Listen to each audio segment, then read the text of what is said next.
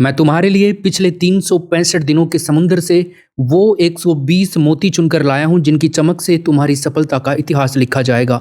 ये प्रश्न नहीं है साथियों, ये तुम्हारी सफलता की यज्ञ की 120 अंतिम आहुतियां हैं। ये तुम्हारा अमोघ अस्त्र है जो अचूक है और अविनाशी है। साथियों, मैं चाहता हूं तुम जहां कहीं पर भी हो, एक क्षण के लिए अपनी आंखें बंद कर लो और याद करो उस पहले दिन को जब तुमने ये सपना देखा था।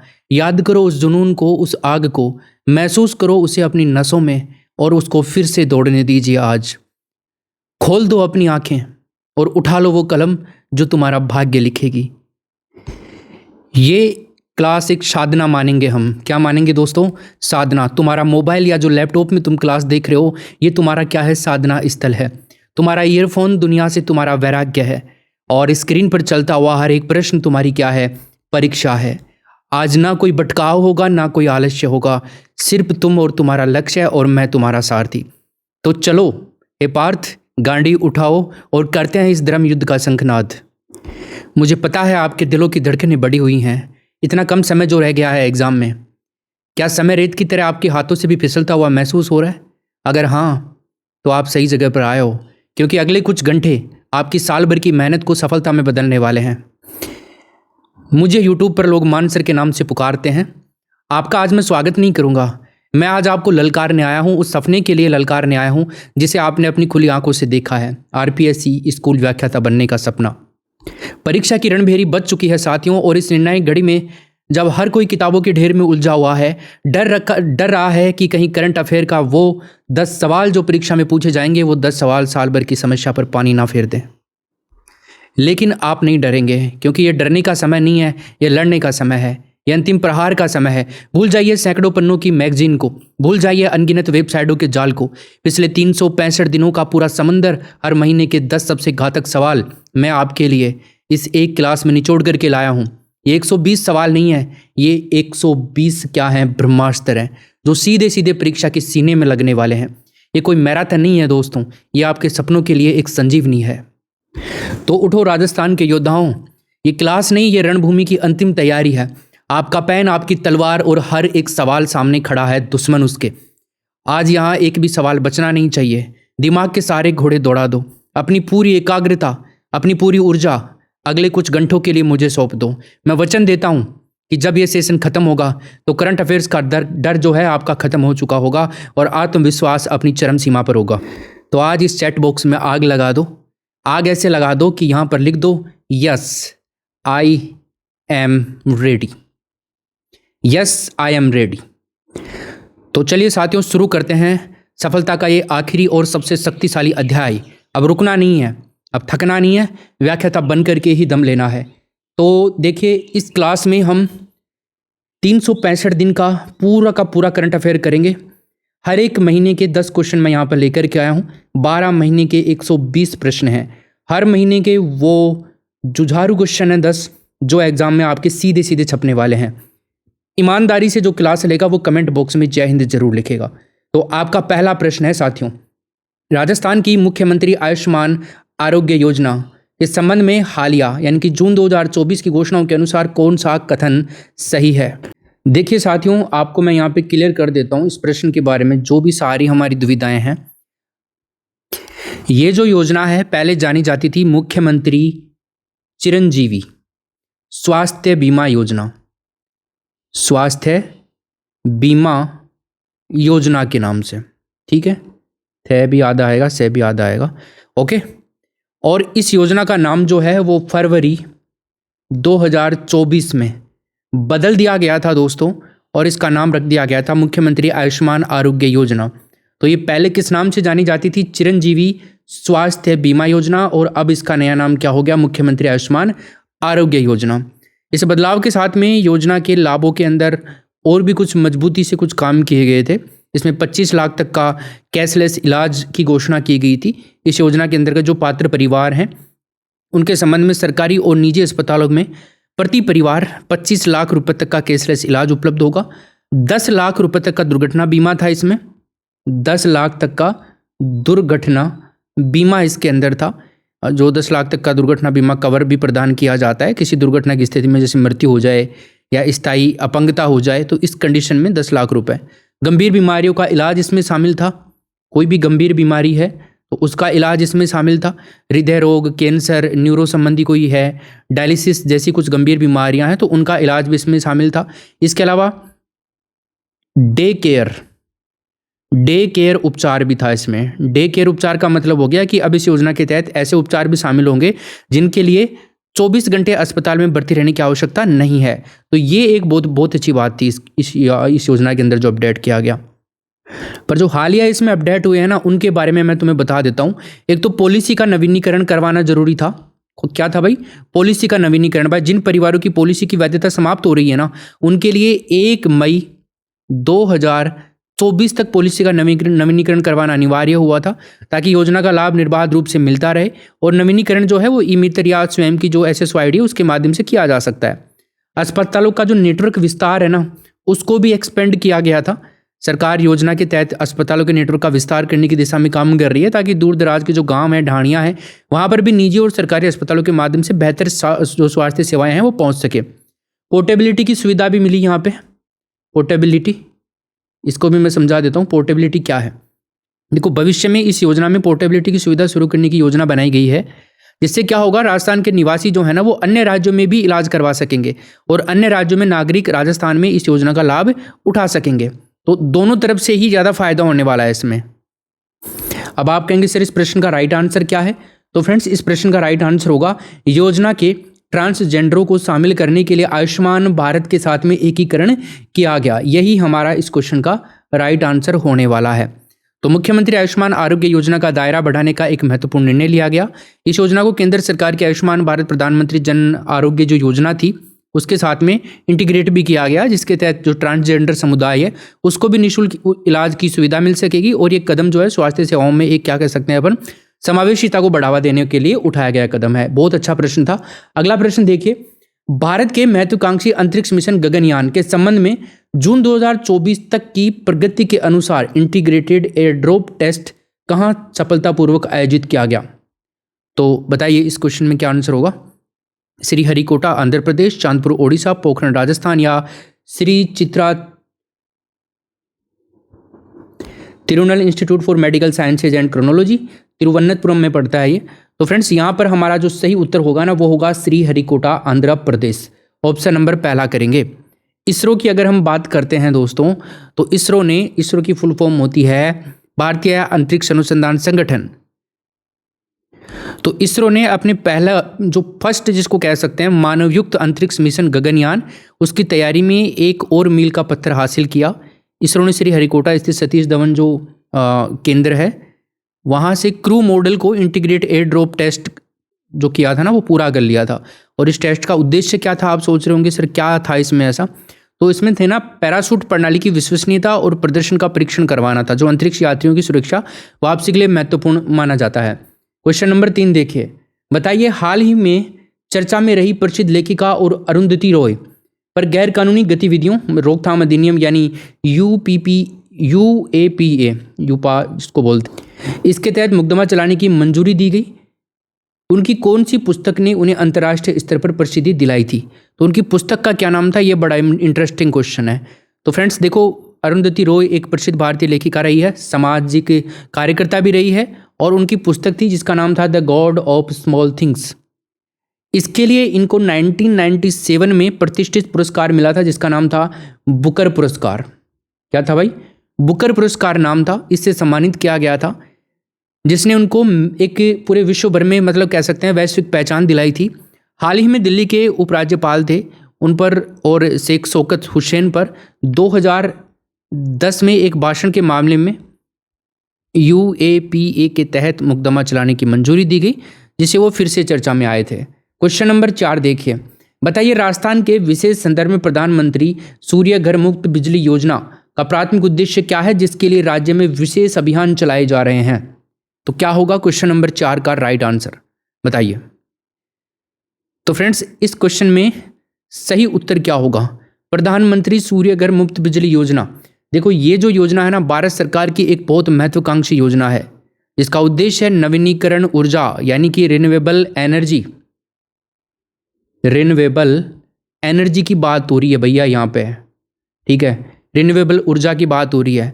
इस योजना के तहत 1 करोड़ घरों की छतों पर सोलर पैनल स्थापित करने का लक्ष्य लिया गया, जिसके अंदर जो भी पात्र परिवार हैं उनको प्रति माह 300 यूनिट बिजली मुफ्त मिल सकेगी। राजस्थान अपने उच्च सौर जो विकिरण हैं उनके कारण इस योजना के कार्यान्वयन में एक महत्वपूर्ण राज्य है और यहाँ इसे सफल बनाने के लिए विशेष जागरूकता अभियान भी चलाए जा रहे हैं। यानी कि राजस्थान जो है अपने उच्च सौर विकिरण जो हाई सोलर रेडिएशन जिसको बोलते हैं ना अपन, उसके कारण। ऑप्शन नंबर क्या होगा? बी करेक्ट आंसर हो जाएगा।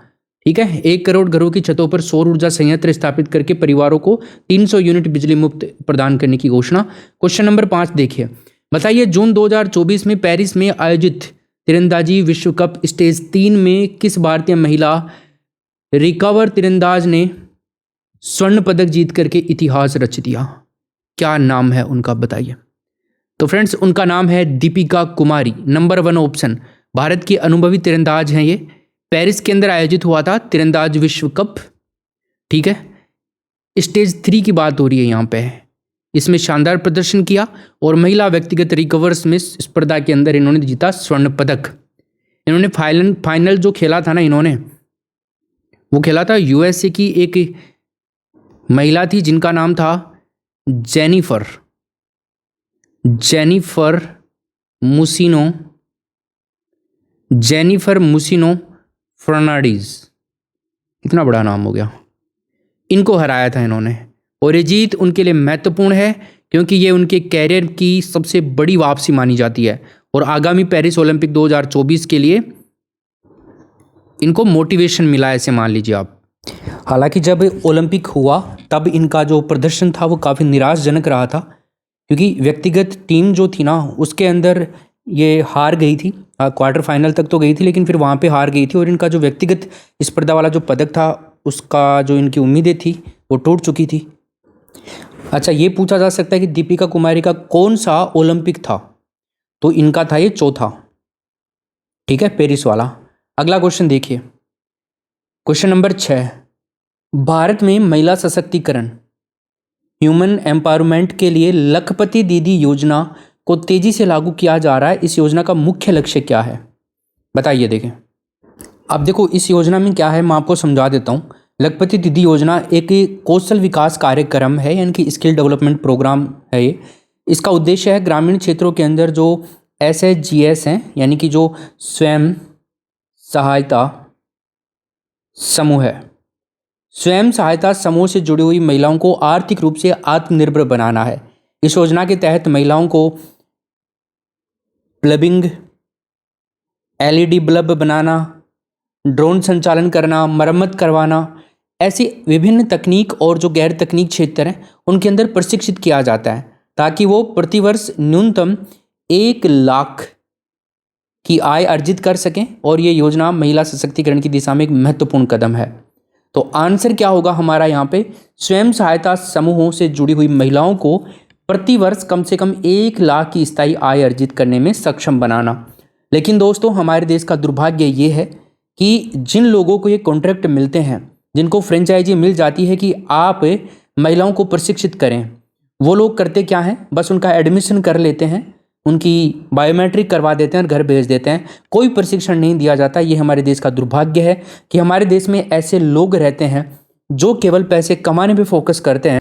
देश का भविष्य किस तरह से होने वाला है इसके ऊपर कोई काम नहीं किया जाता है। ऐसे गंदे लोग हमारे देश में पाए जाते हैं और ये हर जगह ऐसा होता है। और लगभग ऐसे जो इंस्टीट्यूट है ना, 100 इंस्टीट्यूट है ना, उनमें से 90 इंस्टीट्यूट ऐसे हैं जिनके अंदर ऐसा काम हो रहा है आज की डेट में, जिससे सरकार का पैसा तो खराब होता ही होता है, वो कोई काम ही नहीं आता। वो पैसा बस उन लिटेरों के पास में चला जाता है। और सरकार की भी नाकामी देखो कि इन सब के ऊपर जानते हुए भी नकेल नहीं कस पा रही है।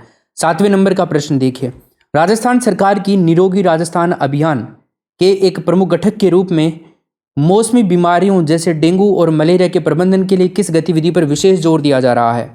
क्वेश्चन नंबर 7 में आपको बताना है।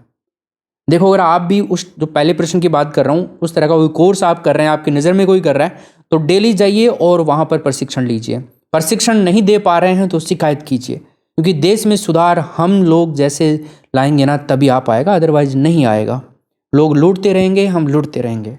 सरकार का पैसा जो है वो हमारा ही पैसा है, तो वो खराब होता रहेगा।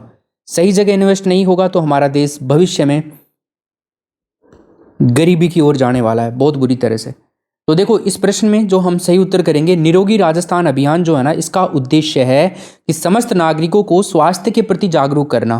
जैसे मानसून के समय डेंगू हो जाना, मलेरिया हो जाना, चिकनगुनिया हो जाना, जैसी मच्छर जनित जो बीमारियां हैं ना, उनका खतरा बढ़ जाता है। इससे प्रभावी प्रबंधन और रोकथाम के लिए राजस्थान स्वास्थ्य विभाग जो है हर परिवार जो है वो हर रविवार मच्छर पर वार करे। तो इसका जो टैगलाइन क्या है, हर रविवार मच्छर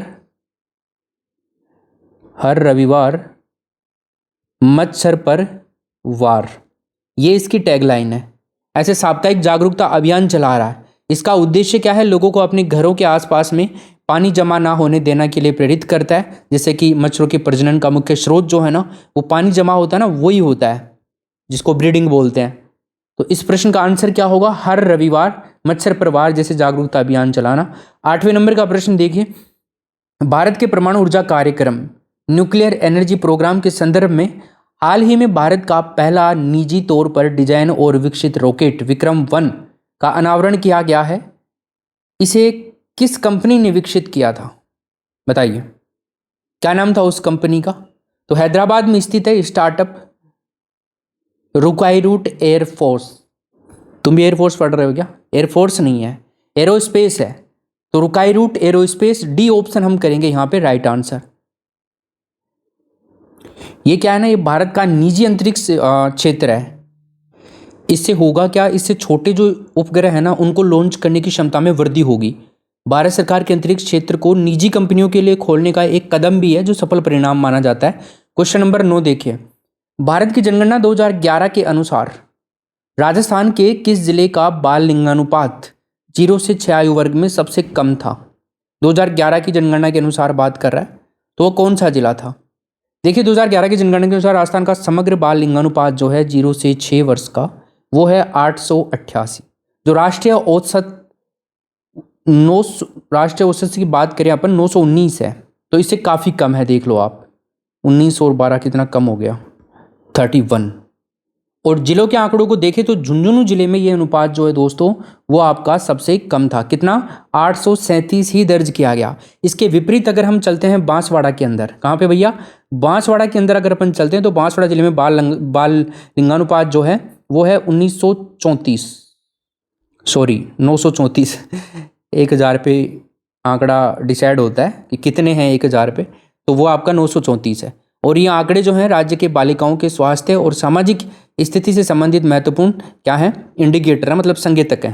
क्वेश्चन नंबर 10 देखिए, जून 2024 में किस भारतीय खिलाड़ी को लॉरियल वर्ल्ड स्पोर्ट्स अवार्ड्स श्रेणी में नामांकित किया गया था, क्या नाम था। Question number 10, Neeraj Chopra, Virat Kohli, PV Sindhu और शीतल देवी।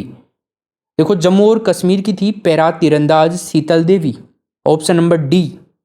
तो शीतल देवी को खेल की दुनिया के सबसे प्रतिष्ठित पुरस्कारों में से एक पुरस्कार है जिसका नाम है क्या, लॉरियल वर्ल्ड स्पोर्ट्स अवार्ड। 2024 में ये स्पोर्ट्स फॉर गुड श्रेणी के अंदर नामांकित किया गया था। बिना हाथों के जन्मी शीतल अपने पैरों से तीरंदाजी करती है, ठीक है, और उन्होंने एशियाई पैरा जो खेल हैं उनमें स्वर्ण पदक जीत करके दुनिया को प्रेरित किया। ये नामांकन उनकी एक असाधारण प्रतिभा और दृढ़ संकल्प का सम्मान माना जाता है। 11 नंबर का क्वेश्चन है, जुलाई 2024 में संपन्न हुए पेरिस ओलंपिक में राजस्थान के किस निशानेबाज ने भारत के लिए पदक जीत करके राज्य का गौरव बढ़ाया था, क्या नाम था उनका। ये प्रश्न तो कर ही दोगे आप। तो पेरिस ओलंपिक 2024 में जयपुर के थे युवा निशानेबाज Divyansh Singh Panwar, option number B. इन्होंने उत्कृष्ट प्रदर्शन करते हुए 10 metre air rifle mixed team स्पर्धा में कांस्य पदक जीता था। ये आपको ध्यान रखना है, पदक का नाम भी ध्यान रखना है, कौन सी स्पर्धा थी, नाम राजस्थान के अंदर जयपुर के और पेरिस ओलंपिक के अंदर हासिल किया। यह उपलब्धि राजस्थान के लिए महत्वपूर्ण थी और इसने राजस्थान को निशानेबाजी के क्षेत्र में प्रमुख केंद्र बनाया, ठीक है। उनका जो प्रदर्शन है वो युवा एथलीट जो है उनके लिए एक बड़ी प्रेरणा है। नेक्स्ट क्वेश्चन देखिए, विकसित भारत संकल्प यात्रा जो है इसके दूसरे चरण के तहत जुलाई 2024 में राजस्थान में किस कार्यक्रम पर विशेष रूप से ध्यान दिया गया? बताइए। क्वेश्चन नंबर 12 में आपको बताना आंसर। तो फ्रेंड्स यहां पर जो आंसर होगा वो होगा जनजातीय क्षेत्रों में डिजिटल साक्षरता और वित्तीय समावेशन को बढ़ावा देना। क्वेश्चन नंबर 12 का तीसरा ऑप्शन हो जाएगा। भाई विकसित भारत संकल्प यात्रा जो है इसका उद्देश्य है सरकारी योजनाओं का लाभ हर पात्र व्यक्ति तक पहुंचना चाहिए, ये मुख्य उद्देश्य था। जुलाई 2024 में राजस्थान के जनजाति बहुल क्षेत्रों जैसे बांसवाड़ा है, डूंगरपुर है, प्रतापगढ़ है, यहाँ पे एक विशेष अभियान चलाया गया और इस अभियान का मुख्य लक्ष्य क्या था? डिजिटल साक्षरता को बढ़ावा देना और जो वंचित समुदाय हैं उनको बैंकिंग, मोबाइल बैंकिंग, सरकारी पोर्टल इन सब का उपयोग करके वित्तीय समावेशन की मुख्य धारा से जोड़ना था। 13 नंबर का प्रश्न देखिए। भारतीय अंतरिक्ष अनुसंधान संगठन इसरो ने जुलाई 2024 में अपनी आगामी शुक्रयान-1 मिशन के बारे में एक महत्वपूर्ण घोषणा की। यह मिशन किस उद्देश्य के लिए है? शुक्रयान-1, शुक्रयान मतलब शुक्र पे जाने वाला मिशन मान लीजिए आप, ठीक है। तो वेनस की बात कर रहा है, वेनस मिशन की बात कर रहा है, फर्स्ट वेनस मिशन। बताइए जुलाई 2024 में।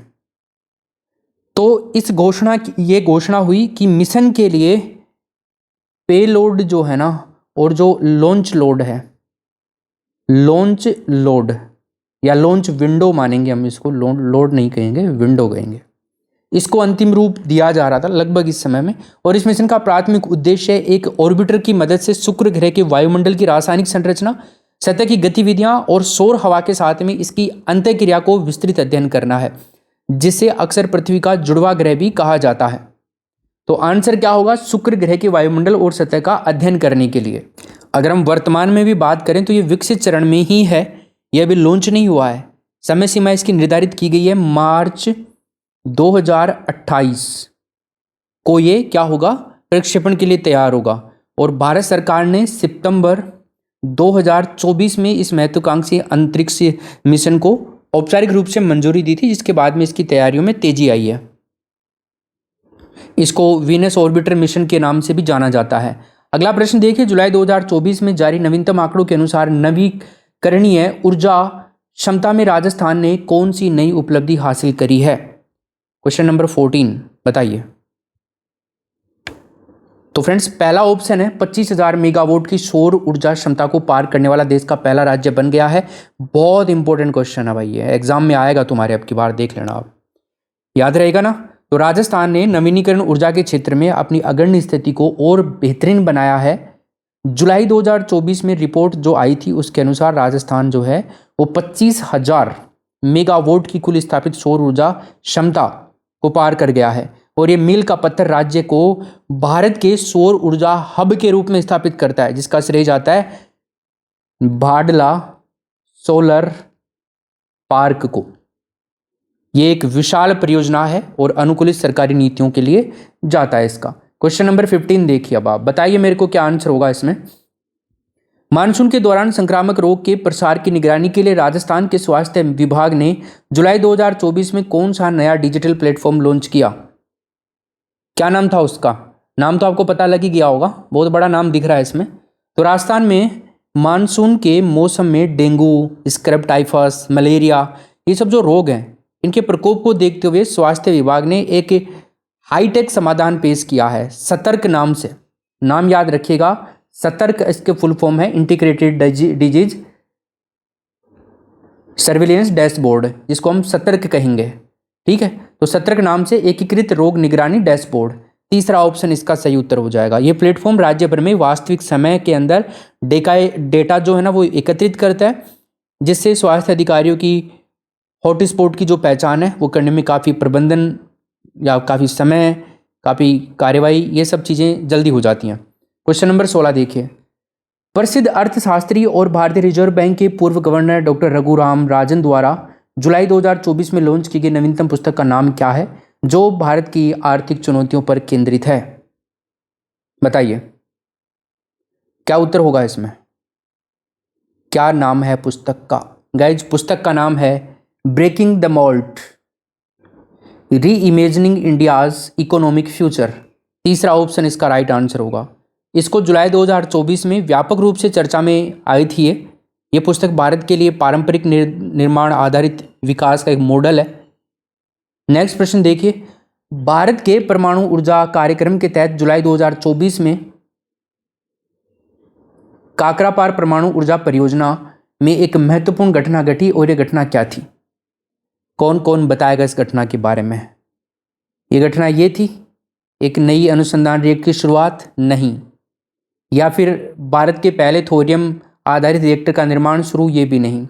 यूनिट 4 ने सफलतापूर्वक क्रिटिकलिटी हासिल करी, यही इसका राइट आंसर होगा। गुजरात में स्थित है काकरापार परमाणु ऊर्जा स्टेशन या परियोजना।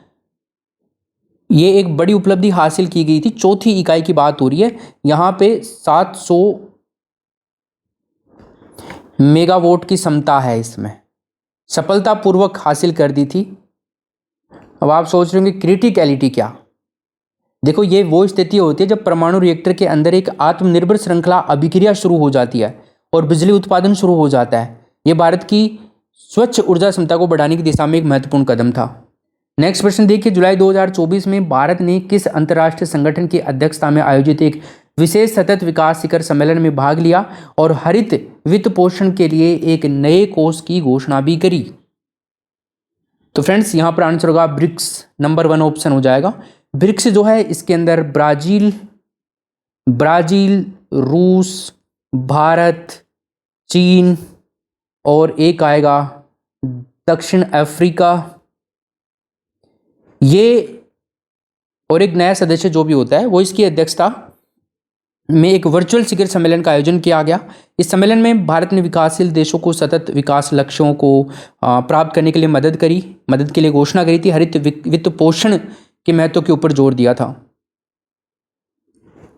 अगला क्वेश्चन देखिए, जनगणना 2011 के आंकड़ों का उपयोग करते हुए नीति आयोग द्वारा जुलाई 2024 में जारी राष्ट्रीय बहुआयामी गरीबी सूचकांक की प्रगति रिपोर्ट में राजस्थान के प्रदर्शन के बारे में क्या कहा गया है? बताइए, क्या कहा गया है? गरीबी में कोई महत्वपूर्ण कमी न देखी गई? ये नहीं कहा गया। इसके लिए कहा गया है कि राजस्थान ने गरीबी में उल्लेखनीय कमी दर्ज की, विशेषकर ग्रामीण क्षेत्रों में स्वास्थ्य और शिक्षा संकेतकों में सुधार के कारण। नेक्स्ट प्रश्न देखिए, जुलाई 2024 में किस भारतीय सामाजिक कार्यकर्ता को जल संरक्षण और सामुदायिक नेतृत्व के लिए प्रतिष्ठित रेमन मैग्सेसे पुरस्कार के लिए चुना गया? क्या होगा इस क्वेश्चन का राइट आंसर? कौन थे? राजस्थान के जल पुरुष के रूप में प्रसिद्ध हैं Rajendra Singh, option number B. इनको जुलाई 2024 में एशिया के नोबेल पुरस्कार कहे जाने वाले रेमन मैग्सेसे पुरस्कार के लिए चुना गया और इन्हें सम्मान ये जो है वो राजस्थान के शुष्क क्षेत्र, इसके लिए दोस्तों, शुष्क क्षेत्र में पारंपरिक जल संरक्षण तकनीकों के पुनरुद्धार के माध्यम से हजारों गांवों में पानी की कमी को दूर करने और सामुदायिक नेतृत्व को बढ़ावा देने के लिए किया गया। अगला क्वेश्चन देखिए दोस्तों, अगस्त 2024 में खेल मंत्रालय की चयन समिति ने पेरिस ओलंपिक में शानदार प्रदर्शन के लिए किस भारतीय एथलीट को मेजर ध्यानचंद खेल रत्न पुरस्कार के लिए 2024 के लिए सिफारिश की थी? बताइए गाइस, इस प्रश्न में क्या आंसर होगा? पीवी सिंधु, बजरंग पूनिया, नीरज चोपड़ा, विनेश फोगाट। तो फ्रेंड्स, इस क्वेश्चन का आंसर होगा Neeraj Chopra. Option number 3 correct answer हो जाएगा। इसमें भारत के स्टार हैं, जेवलिन थ्रोअर है नीरज चोपड़ा। उन्होंने पेरिस ओलंपिक 2024 में लगातार दूसरा पदक जीत करके इतिहास रचा। उनके इस असाधारण और निरंतर प्रदर्शन को सम्मानित करने के लिए खेल मंत्रालय की चयन समिति है जो अगस्त 2024 में उन्हें भारत के सर्वोच्च खेल सम्मान मेजर ध्यानचंद खेल रत्न पुरस्कार के लिए सर्वसम्मति से सिफारिश करी। और ये पुरस्कार किसी खिलाड़ी को पिछले 4 वर्षों में खेल के क्षेत्र में शानदार और सबसे उत्कृष्ट प्रदर्शन के लिए दिया जाता है। 22 नंबर का क्वेश्चन देखिए, भारतीय अंतरिक्ष कार्यक्रम को गति देने के लिए इसरो ने 15 अगस्त 2024 को पुष्पक नामक रियूजेबल लॉन्च व्हीकल के संबंध में क्या महत्वपूर्ण घोषणा करी? इस प्रश्न का क्या उत्तर होगा? इस प्रश्न का उत्तर होगा दोस्तों, इसके पहले ऑर्बिटल टेस्ट फ्लाइट की समय सीमा 2026 निर्धारित की गई है। ठीक है, स्वतंत्रता दिवस के अवसर पर राष्ट्र को संबोधित करते हुए इसरो के जो चीफ हैं उन्होंने भारत की महत्वाकांक्षी रीयूजेबल लॉन्च व्हीकल, जिसको हम RLV रीयूजेबल लॉन्च व्हीकल के रूप में जानते हैं, ये पुष्पक भी कहा जाता है इसको। इसका नाम क्या है? पुष्पक भी है, तो ये नाम भी पूछा जा सकता है हमारे को। तो इसकी प्रगति की महत्वपूर्ण जानकारी दी। उन्होंने घोषणा की कि सफल लैंडिंग प्रयोगों के बाद में अब इसरो का लक्ष्य 2026 तक पहला ऑर्बिटल री एंट्री टेस्ट करना है। ये तकनीक लॉन्च की लागत को काफ़ी कम कर देगी और अंतरिक्ष तक पहुंच को भी ज़्यादा किफ़ायती बना देगी। क्वेश्चन नंबर 23 देखिए। अगस्त 2024 में जल शक्ति मंत्रालय द्वारा जारी जल जीवन मिशन की प्रगति रिपोर्ट के अनुसार राजस्थान की क्या स्थिति है? तो फ्रेंड्स, यहाँ पर राजस्थान की जो स्थिति है वो है, राजस्थान ने 75% से अधिक ग्रामीण घरों में नल कनेक्शन प्रदान किए और आकांक्षी राज्यों को अच्छा प्रदर्शन भी यहाँ पर मिला, किया गया राजस्थान के द्वारा। ठीक है, आगे चलते हैं। हालांकि राज्य जो है वो 100% लक्ष्य से काफ़ी दूर है, लेकिन चुनौतीपूर्ण मामला है ये। भौगोलिक परिस्थितियों के बावजूद भी 75% भी काफ़ी अचीवमेंट है, बड़ा वाला। राजस्थान में पहला सशक्तिकरण को बढ़ावा देने वाली इंदिरा महिला शक्ति उद्यम प्रोत्साहन योजना के संबंध में अगस्त 2024 में जारी आंकड़ों के अनुसार क्या तथ्य सही है? बताइए।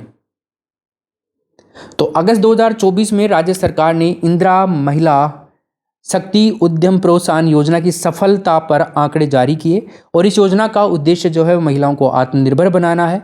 योजना की सबसे आकर्षक विशेषता यह है कि इसके तहत महिला उद्यमियों जो हैं वो स्वयं सहायता समूह जो हैं, जिसके बारे में अभी अपन ने बात करी थी SHGS के बारे में, और उनके समूहों के द्वारा लिए गए जो भी 50 लाख रुपए तक के ऋण हैं उन पर 100% ब्याज का पुनर्भरण सरकार द्वारा किया जाता है। इससे महिलाओं को अपना व्यवसाय शुरू करने और विस्तार करने के लिए वित्तीय प्रोत्साहन मिलता है। तो राइट आंसर क्या होगा फ्रेंड्स? पहला ऑप्शन। योजना के तहत व्यक्तिगत महिला उद्यमियों को स्वयं सहायता समूहों के लिए दिए गए जाने वाले ऋण पर 100% ब्याज अनुदान दिया जा रहा है। नेक्स्ट प्रश्न है, अगस्त 2024 में राजस्थान के किस संभाग में स्क्रब टाइफस बीमारी के मामले में अप्रत्याशित वृद्धि के कारण राज्य के स्वास्थ्य विभाग को एक विशेष एडवाइजरी जारी करनी पड़ी? 25 में क्या उत्तर होगा बताइए। तो फ्रेंड्स, यहां पे हमारा आंसर होगा कोटा संभाग, हाड़ौती क्षेत्र, तीसरा ऑप्शन। देखो, मानसून के टाइम में एक कीड़ा आता है जिसका नाम है पिस्सू। तो पिस्सू जैसे कीड़ों को काटने से होने वाली जो बीमारी है ना, उसको कहा जाता है साथियों स्क्रब टाइफस। इसका खतरा बढ़ जाता है। अगस्त 2024 में विशेषकर कोटा संभाग, हाड़ौती क्षेत्र की बात कर रहे हैं। इन जिलों में कोटा, बूंदी, झालावाड़, तो इन जिलों में इस बीमारी के मामले में तेजी आती है।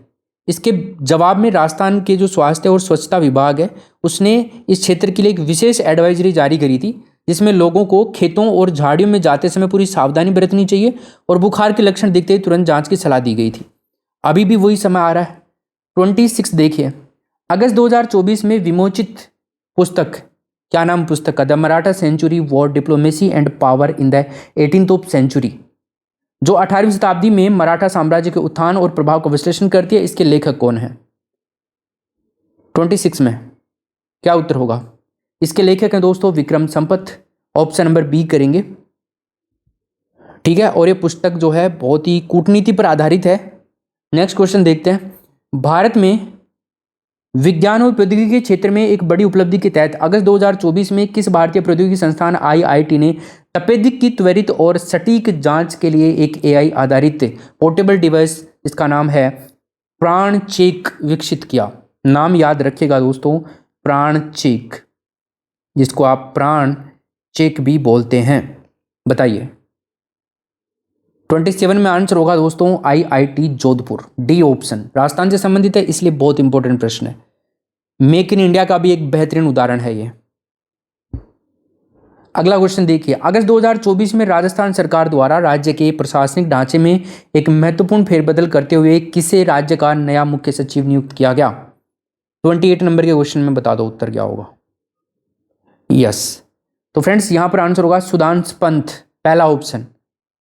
ये IAS अधिकारी हैं, ठीक है, वरिष्ठ IAS अधिकारी हैं सुधांशु पंत। 2024 अगस्त के अंदर राजस्थान का नया मुख्य सचिव इनको नियुक्त किया गया। मुख्य सचिव राज्य का सर्वोच्च प्रशासनिक अधिकारी होता है, हाईएस्ट एडमिनिस्ट्रेटिव ऑफिसर होता है और राज्य सरकार की जो नीतियां होती हैं उनके कार्यान्वयन और विभिन्न विभागों के बीच में समन्वय की जिम्मेदारी लेता है। ये नियुक्ति राज्य की प्रशासनिक दिशा के लिए एक महत्वपूर्ण कदम मानी जाती है, राइट। तो इसमें पहला ऑप्शन हो जाएगा। सुधांशु पंत जो हैं ये 1991 बैच के वरिष्ठ भारतीय प्रशासनिक सेवा के अधिकारी हैं और इन्होंने 31 दिसंबर 2023 को पदभार ग्रहण किया था। मुख्य सचिव के रूप में राज्य के प्रशासनिक प्रमुख होते हैं ये, तो ये राजस्थान के प्रशासनिक प्रमुख कहलाते हैं। आगे चलिए, क्वेश्चन नंबर 29। अगस्त 2024 में जारी एक रिपोर्ट में राष्ट्रीय शिक्षा नीति नेशनल एजुकेशन पॉलिसी 2020 के प्रभाव का विश्लेषण करने के लिए जनगणना 2011 के साक्षरता आंकड़ों का उपयोग किया गया। रिपोर्ट ने राजस्थान जैसे राज्य के बारे में क्या निष्कर्ष निकाला? भाई साहब बहुत ज़्यादा इंपॉर्टेंट क्वेश्चन है, बताइए क्या उत्तर होगा 29 में? बताओ बताओ क्या उत्तर होगा इसमें? बड़ी लाइन ही करोगे तुम, है ना। देखो ये रिपोर्ट इस बात पर प्रकाश डालती है कि कैसे सरकारी नीतियों ने जमीनी स्तर पर प्रभाव डाला है। तो जनगणना 2011 की जब बात आती है तो इसमें कम महिला साक्षरता दर वाले राज्य जैसे राजस्थान है, इसमें राज्यों ने बेटी बचाओ बेटी पढ़ाओ और एनईपी के तहत लड़कियों के नामांकन में राष्ट्रीय औसत से बेहतर वृद्धि करी है। तो राष्ट्रीय औसत में इन चीज़ों में जो वृद्धि हुई है ना, इनसे बेहतर वृद्धि राजस्थान जैसे राज्यों ने करी है, तो ये अपने लिए बहुत अच्छी बात है। जनगणना 2011 के अनुसार राजस्थान की महिला साक्षरता दर कितनी है? 52.12 है, ये भी याद रखोगे तुम, जो राष्ट्रीय औसत से काफ़ी कम थी। अब अगस्त 2024 की विश्लेषण की रिपोर्ट ने निष्कर्ष निकाला कि बेटी बचाओ बेटी पढ़ाओ और एनईपी 2020 के फोकस के कारण राजस्थान जैसे राज्यों ने पिछले दशक में काफ़ी विशेष वृद्धि करी है, माध्यमिक स्तर पर भी और प्राथमिक स्तर पर भी। अगला क्वेश्चन देखिए 30 में, बताओ आपको क्या उत्तर करना है। भारत के परमाणु ऊर्जा कार्यक्रम के विस्तार के तहत अगस्त 2024 में भारत ने किस देश के साथ जैतपुरा यानी कि महाराष्ट्र में दुनिया का सबसे शक्तिशाली परमाणु ऊर्जा संयंत्र के निर्माण में तेजी लाने के लिए एक नए समझौते पर क्या किए थे? हस्ताक्षर किए थे। बताइए क्या उत्तर होगा? आंसर होगा दोस्तों फ्रांस, डी ऑप्शन। भारत और फ्रांस ने अपने जो रणनीतिक संबंध है उनको और मजबूत किया है। महाराष्ट्र के जैतपुरा में प्रस्तावित परमाणु ऊर्जा संयंत्र है, इसके निर्माण में तेजी लाने के लिए एक समझौता हस्ताक्षर हुआ और इस परियोजना को फ्रांसीसी जो कंपनी है जिसका नाम है EDF, इसके सहयोग से विकसित किया जा रहा है। पूरा होने पर 9,900 मेगावाट की कुल क्षमता के साथ दुनिया का सबसे शक्तिशाली परमाणु ऊर्जा संयंत्र होने वाला है ये, जो भारत की स्वच्छ ऊर्जा महत्वाकांक्षाओं के लिए एक बड़ा कदम होगा। नेक्स्ट क्वेश्चन 31 नंबर का देखिए। सितंबर 2024 में वैज्ञानिक और औद्योगिक अनुसंधान परिषद CSIR द्वारा घोषित प्रतिष्ठित शांति स्वरूप भटनागर पुरस्कार के संबंध में क्या सत्य है? यहाँ पे हमारा राइट आंसर होगा इस वर्ष पृथ्वी, वायुमंडल, महासागर और ग्रह विज्ञान श्रेणी में एक महिला वैज्ञानिक को उनके जलवायु परिवर्तन मॉडलिंग पर अभूतपूर्व कार्य के लिए सम्मानित किया गया। तो इसके अंदर क्या होगा भाई? Option number B right answer करेंगे।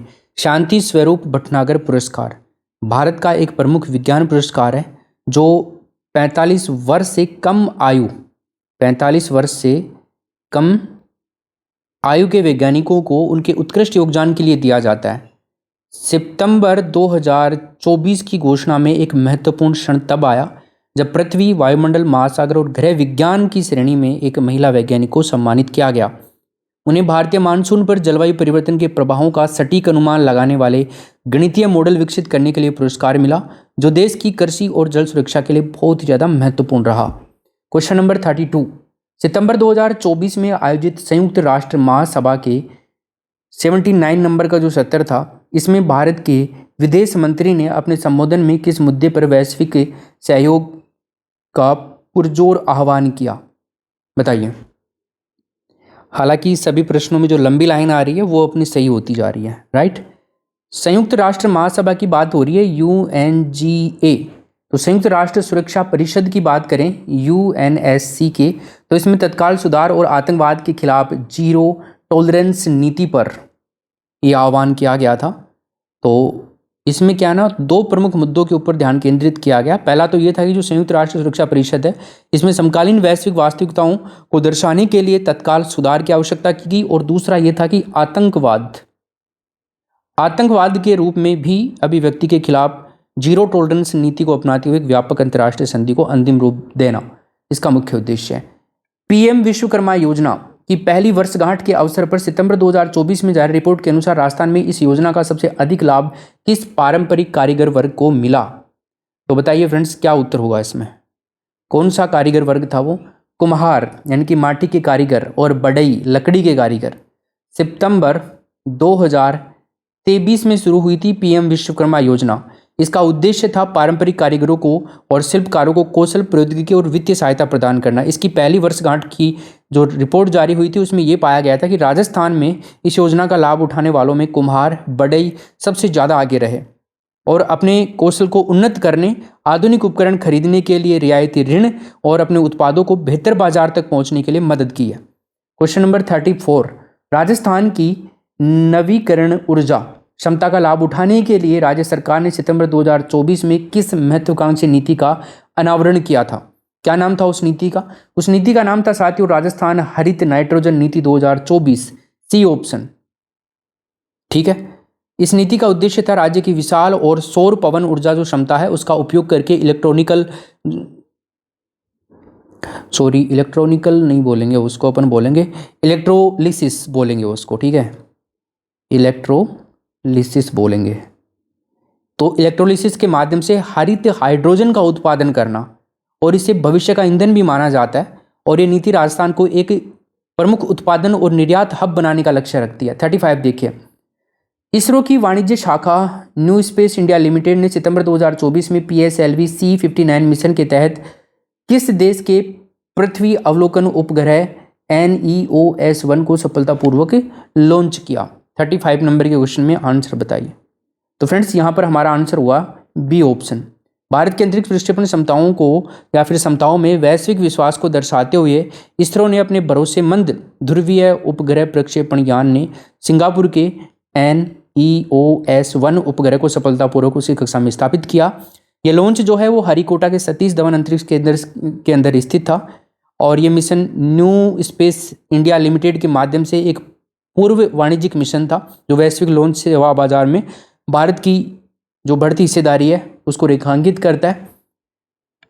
जनगणना 2011 के शहरीकरण के आंकड़ों का हवाला देते हुए राजस्थान सरकार ने जयपुर और जोधपुर जैसे बड़े शहरों पर जनसंख्या के दबाव को कम करने के लिए सितंबर 2024 में किस योजना की घोषणा करी? कौन सी योजना थी वो? उस योजना का नाम था new Rajasthan satellite town development योजना। ठीक है, तो जयपुर, जोधपुर, कोटा जैसे प्रमुख शहरों के अंदर स्वयं सक्षम सैटेलाइट टाउन विकसित करना इसका मुख्य उद्देश्य था और आवास, स्कूल, अस्पताल, रोजगार जैसे अवसर उपलब्ध कराना भी मुख्य उद्देश्य रहा। पेरिस ओलंपिक के बाद में किस भारतीय पहलवान ने सितंबर 2024 में जूरिक में आयोजित प्रतिष्ठित डायमंड लीग फाइनल में पदक जीतकर एक नया राष्ट्रीय कीर्तिमान हासिल किया या स्थापित किया? उनका नाम क्या था? उनका नाम था अंतिम पंघाल, पहला ऑप्शन। ठीक है, चलिए, डायमंड लीग फाइनल ये 53 किलोग्राम का पदक था, इसके अंदर इन्होंने कांस्य पदक जीता था, ये भी याद रखना तुम। नेक्स्ट क्वेश्चन देखिए, राजस्थान में डेंगू और चिकनगुनिया के मामले में सटीक और त्वरित निदान के लिए राज्य के स्वास्थ्य विभाग ने सितंबर 2024 में सभी जिला अस्पतालों और सामुदायिक केंद्रों में किस परीक्षण की उपलब्धता सुनिश्चित करने का निर्देश दिया गया? 38 में क्या उत्तर होगा? तो फ्रेंड्स यहाँ पे आंसर होगा एलिसा आधारित एंटीबॉडी टेस्ट, तीसरा ऑप्शन। नेक्स्ट क्वेश्चन देखते हैं। ये जो टेस्ट है ना, ये रैपिड टेस्ट की ज़्यादा तुलना में ज़्यादा बेटर है। ये सितंबर 2024 में प्रकाशित Maharaja the extraordinary life of Sawai Man Singh द्वितीय ऑफ जयपुर नामक जीवनी किसने लिखी? 39 में बताओ। ये जीवनी लिखी थी दोस्तों रीमा आहूजा ने, तो इसमें करेंगे डी ऑप्शन। अगला क्वेश्चन देखिए, सितंबर 2024 में centre for monitoring design economy द्वारा जारी आंकड़ों के अनुसार महिला श्रम बल भागीदारी दर में सुधार के मामले में राजस्थान की स्थिति क्या है? कौन बताएगा इस क्वेश्चन को? तो इसमें साथियों राजस्थान की स्थिति है, राजस्थान की FLFPR में राष्ट्रीय औसत से अधिक वृद्धि दर्ज की गई, जिसका श्रेय राजीविका जैसी योजनाओं को दिया गया। अब ये क्या है? FLFPR, ये महिला श्रम बल भागीदारी दर की शॉर्ट फॉर्म है। ठीक है, चलिए नेक्स्ट क्वेश्चन देखिए, अक्टूबर 2024 में किस भारतीय मूल के वैज्ञानिक को कोशिका सिग्नल में कैंसर कोशिकाओं के संचार को बाधित करने वाली खोज के लिए चिकित्सा का नोबेल पुरस्कार 2024 प्रदान किया गया। ये काल्पनिक नाम है वैसे तो, डॉक्टर सानवी पटेल, इसमें आएगा डी ऑप्शन। ठीक है, तो नोबेल पुरस्कार की घोषणा करी गई जिसमें भारतीय मूल की जो अमेरिकी वैज्ञानिक है जिनका नाम डॉक्टर सानवी पटेल है, इन्होंने अपने शोध में अभूतपूर्व काम किया, इसलिए इनको सम्मानित किया गया। आणविक मार्ग की खोज करी थी इन्होंने। कैंसर कोशिकाएं एक दूसरे के साथ में संवाद करती हैं और उन्होंने इसको बाधित करने के लिए एक यौगिक भी विकसित किया था और ये खोज कैंसर के लक्षित उपचार में एक नए युग की शुरुआत मानी जा सकती है। भारत के परमाणु ऊर्जा और रक्षा कार्यक्रम को मजबूती प्रदान करते हुए अक्टूबर 2024 में DRDO ने डॉक्टर अब्दुल कलाम द्वीप से किस पनडुब्बी से लॉन्च की जाने वाली बैलिस्टिक मिसाइल का सफल परीक्षण किया? 42 नंबर के क्वेश्चन में क्या उत्तर होगा? इसमें आंसर होगा दोस्तों K4 सागरिका, बी ऑप्शन सही उत्तर करेंगे। ठीक है, परमाणु त्रय जिसको बोलेंगे हम न्यूक्लियर ट्रायड, इसको परमाणु न्यूक्लियर त्रय भी बोल सकते हो आप लोग। ठीक है, तो भारत की जो परमाणु त्रय क्षमता है उसको एक बड़ा बढ़ावा देते हुए रक्षा अनुसंधान और विकास मंत्रालय DRDO जो है, इसने अक्टूबर 2024 में K4 सागरिका मिसाइल का सफल परीक्षण किया। ये एक सबमरीन लॉन्च्ड बैलिस्टिक मिसाइल है। इसकी क्षमता जो है ना, मारक क्षमता 3500 किलोमीटर की है, देख लो बाप। और ये परीक्षण पानी के नीचे स्थित प्लेटफॉर्म में किया गया जो भारत को किसी भी हमले की स्थिति में एक विश्वसनीय दूसरी स्ट्राइक क्षमता प्रदान करता है। 43, राजस्थान सरकार ने गांधी जयंती के अवसर पर 2 अक्टूबर 2024 से प्रशासन गांवों के संग अभियान के नए चरण की शुरुआत की। इस वर्ष अभियान में किस नई डिजिटल पहल को जोड़ा गया? बताइए 43 में क्या उत्तर होगा? तो उस डिजिटल पहल का नाम राज सेवा नामक एकीकृत मोबाइल ऐप, जिसके माध्यम से ग्रामीण 25 विभिन्न विभागों की सेवाओं के लिए आवेदन कर सकते हैं। तीसरा ऑप्शन इसमें क्या होगा? राइट आंसर होगा। 44 देखिए, दिवाली के त्योहारी सीजन के से ठीक पहले अक्टूबर 2024 में भारतीय खाद्य सुरक्षा और मानक प्राधिकरण ने मिठाई में मिलावट की जांच के लिए कौन सा राष्ट्रव्यापी अभियान शुरू किया? 44 में क्या उत्तर होगा? तो फ्रेंड्स, ये राष्ट्रव्यापी अभियान था ऑपरेशन मिष्ठान, नंबर 1 ऑप्शन करेंगे इसके अंदर हम। नेक्स्ट क्वेश्चन देखिए, अक्टूबर 2024 में चीन में आयोजित एशियाई पैरा गेम्स में राजस्थान की किस पैरा एथलीट ने भाला फेंक और चक्का फेंक दोनों स्पर्धाओं में स्वर्ण पदक जीत करके एक नया कीर्तिमान स्थापित किया? तो उनका नाम था सुंदरी देवी। ये भी एक काल्पनिक नाम है, राजस्थान की पैरा एथलीट है। इन्होंने एशियाई पैरा गेम्स 2024 में देश का परचम लहराया। सिक्कर जिले की है सुंदरी देवी। F46 श्रेणी में असाधारण प्रदर्शन करते हुए न केवल भाला फेंक में अपना खिताब बचाव किया, बल्कि चक्का फेंक स्पर्धा में स्वर्ण पदक जीता। एक ही आयोजन में 2 अलग अलग थ्रोइंग स्पर्धा में स्वर्ण पदक जीतने एक दुर्लभ उपलब्धि मानी जाती है दोस्तों, और ये उनका समर्पण और बहुमुखी प्रतिभा को दर्शाता है, वर्सैलिटी को दर्शाता है। 46 देखिए, भारत के पहले सौर मिशन आदित्य L1 के 1 वर्ष के सफल संचालन के बाद इसरो ने अक्टूबर 2024 में कौन सी महत्वपूर्ण वैज्ञानिक खोज की घोषणा करी? क्या खोज है वो? उस खोज को कहेंगे सूर्य के कोरोना के तापमान का अब तक का सबसे सटीक मापन और उसके चुंबकीय क्षेत्र में छोटे लगातार होने वाले विस्फोटों का पता लगाना। ठीक है, इसमें हो जाएगा अपना ऑप्शन नंबर बी। इसका जो लैग्रेंज बिंदु 1 है ना, उस पर स्थित है आदित्य L1। नेक्स्ट देखते हैं 47 देखिए, राजस्थान में महिला कौशल विकास को बढ़ावा देने के लिए राजस्थान कौशल एवं आजीविका विकास निगम ने अक्टूबर 2024 में किस वैश्विक प्रौद्योगिकी कंपनी के साथ में एक समझौता ज्ञापन या MOU हस्ताक्षर किया? तो फ्रेंड्स, इसका राइट आंसर होगा माइक्रोसॉफ्ट, तीसरा ऑप्शन। नेक्स्ट क्वेश्चन है, अक्टूबर 2024 में राजस्थान के किस प्रसिद्ध हस्तकला को यूनेस्को की अमूर्त सांस्कृतिक विरासत सूची में शामिल किया गया?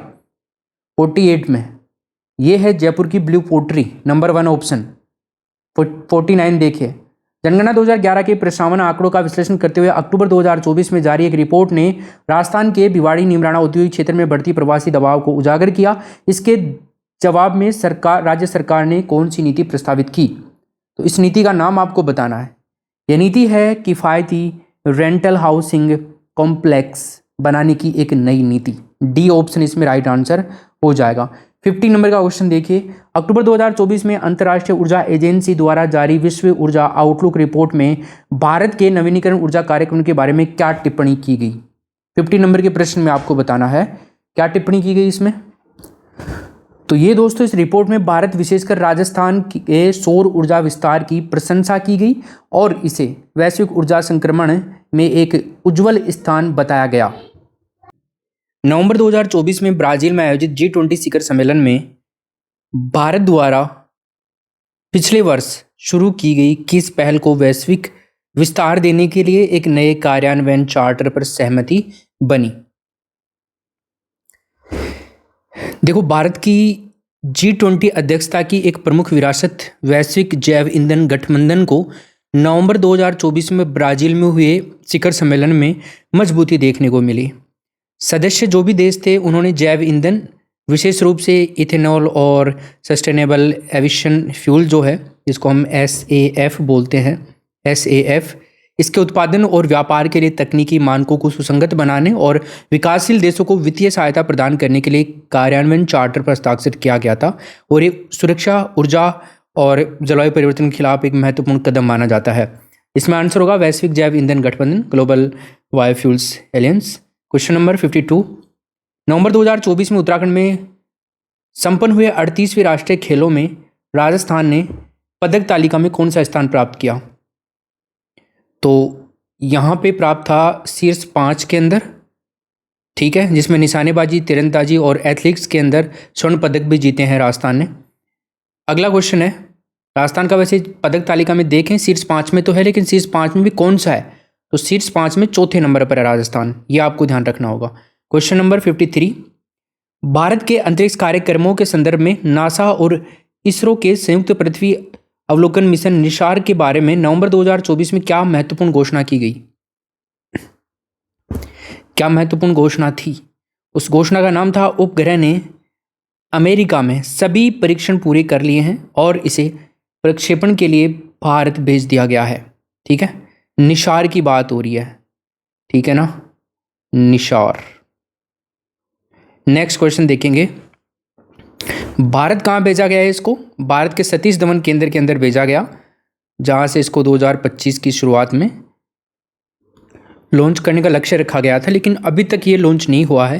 हालांकि इसका अगला लक्ष्य यही है महीना जून 2025। चलिए नेक्स्ट क्वेश्चन देखते हैं। सर्दियों की शुरुआत के साथ राजस्थान के प्रमुख शहरों में बढ़ते वायु प्रदूषण, एयर पोल्यूशन से निपटने के लिए राज्य सरकार ने नवंबर 2024 में कौन सा अभियान शुरू किया?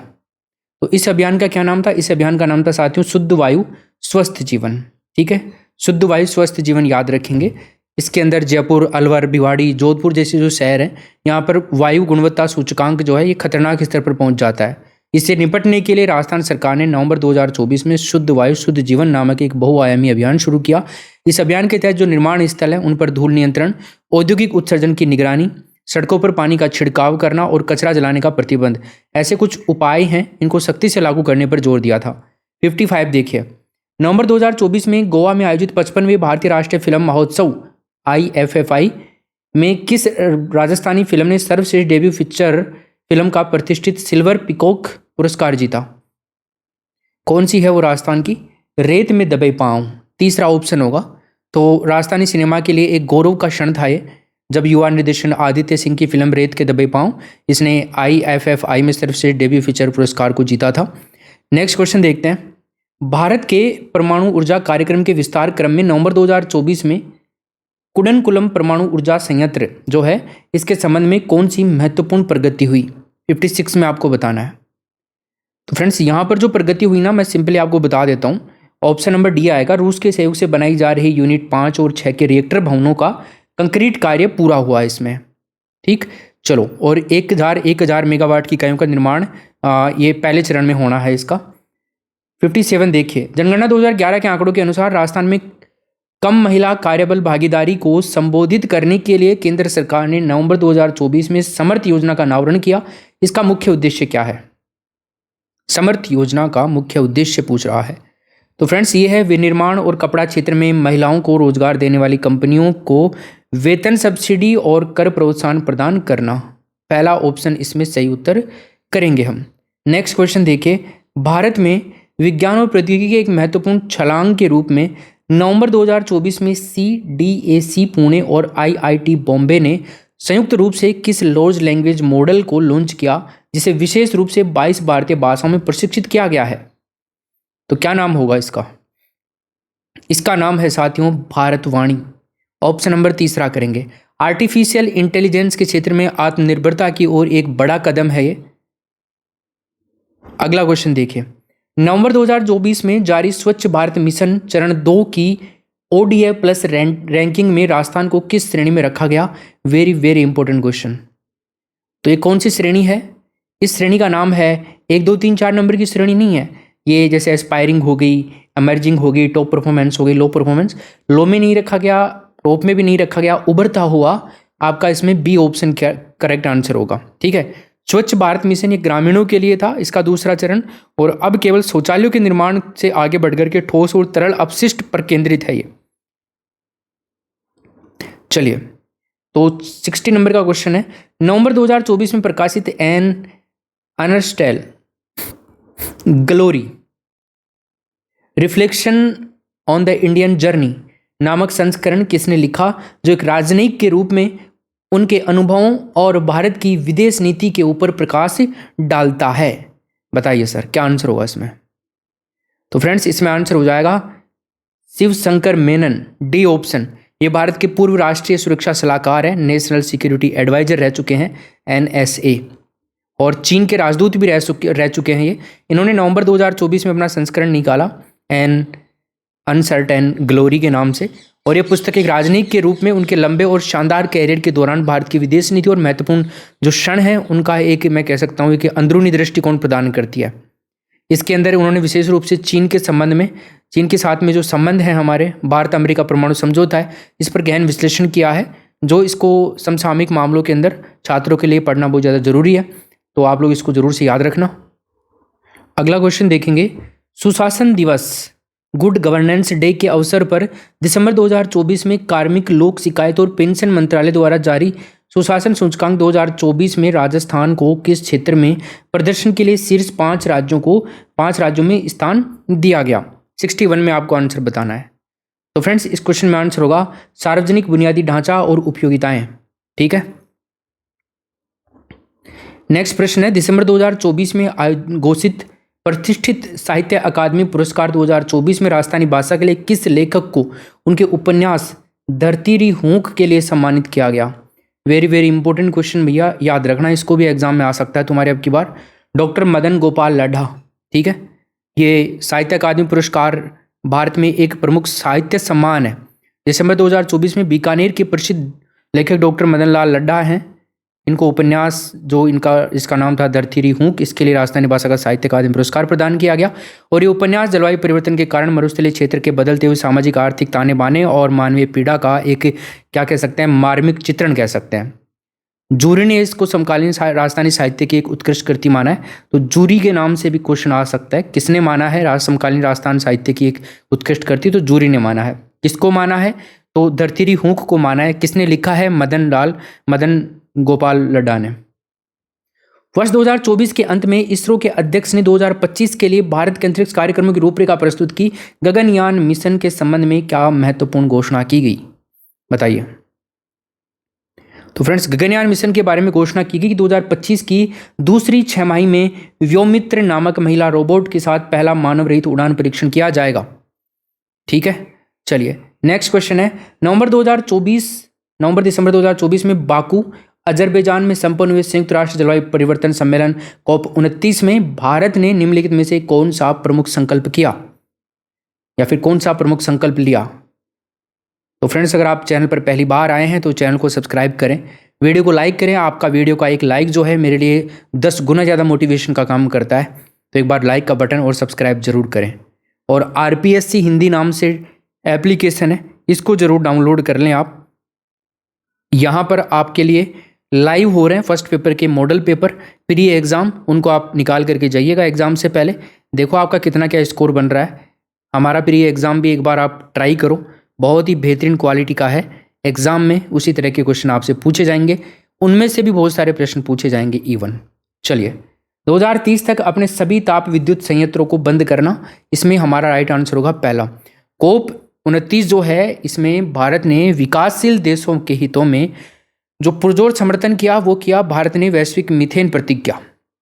ये बाध्यकारी प्रतिबद्धता है, इसमें शामिल होने से इनकार कर दिया था और ये तर्क देते हुए कि राष्ट्रीय परिस्थितियों को ध्यान में रखना चाहिए। इसके बजाय भारत ने विकसित देशों पर जलवायु वित्त के जो अपने पुराने वादे थे उनका पूरा करने का दबाव डाला, जिससे विकासशील देशों को जलवायु परिवर्तन से निपटने में मदद करने के लिए प्रतिवर्ष $1 ट्रिलियन प्रदान करने का लक्ष्य शामिल किया। भारत ने अपने राष्ट्रीय स्तर पर निर्धारित योगदान भी दिया, इसको पूरा करने के लिए भी अपनी प्रतिबद्धता दोहराई। तो इसमें क्या आंसर हो जाएगा? पहला ऑप्शन। अगला देखिए, आत्मनिर्भर भारत के तहत भारत नौसेना की क्षमता को बढ़ाते हुए दिसंबर 2024 में मुंबई में किस नए स्टील्थ गाइडेड मिसाइल विध्वंसक को कमीशन किया गया? 65 में। फ्रेंड्स, इसमें आंसर होगा INS सूरत, डी ऑप्शन। ठीक है, भारतीय नौसेना का प्रोजेक्ट है 15B, इसके तहत निर्मित है ये चौथा और अंतिम स्टील्थ गाइडेड मिसाइल विध्वंसक। ये 2024 दिसंबर में भारतीय नौसेना में शामिल किया गया था और ये जहाज जो है ब्रह्मोस जो सुपरसोनिक क्रूज मिसाइल है और सतह से हवा में मार करने वाली लंबी दूरी की मिसाइलों के साथ में आधुनिक हथियारों और सेंसरों से लैस है, जो हिंद महासागर क्षेत्र में भारत की सामुद्रिक शक्ति को मजबूत करता है। राजस्थान में नवीकरणीय ऊर्जा के क्षेत्र में दिसंबर 2024 में भड़ला सोलर पार्क में किस नई परियोजना का उद्घाटन किया गया जो ग्रिड स्थिरता के लिए महत्वपूर्ण है? बताइए। तो फ्रेंड्स, यहां पर आंसर होगा 100 मेगावाट घंटे की बैटरी ऊर्जा भंडारण प्रणाली। नेक्स्ट प्रश्न है, दिसंबर 2024 में चीन के गुआंगझू में आयोजित BWF world tour finals badminton tournament में पुरुष एकल का खिताब किसने जीता था? बताइए। भारत के युवा शटलर लक्ष्य सेन ने। बहुत इंपॉर्टेंट प्रश्न है। 2024 दिसंबर में ऐतिहासिक उपलब्धि हासिल की इन्होंने ये, और एक प्रतिष्ठित जो कि कहलाता है आपका BWF वर्ल्ड टूर फाइनल। इस फाइनल में डेनमार्क का एक जिसका नाम था विक्टर एक्सेलसेन जो है ना, इसको हरा करके पुरुष एकल का खिताब जीता और आप कह सकते हो कि ये टूर्नामेंट जीतने वाले भारतीय पुरुष खिलाड़ी बन गए पहले। ये जीत भारतीय बैडमिंटन के लिए एक मील का पत्थर है।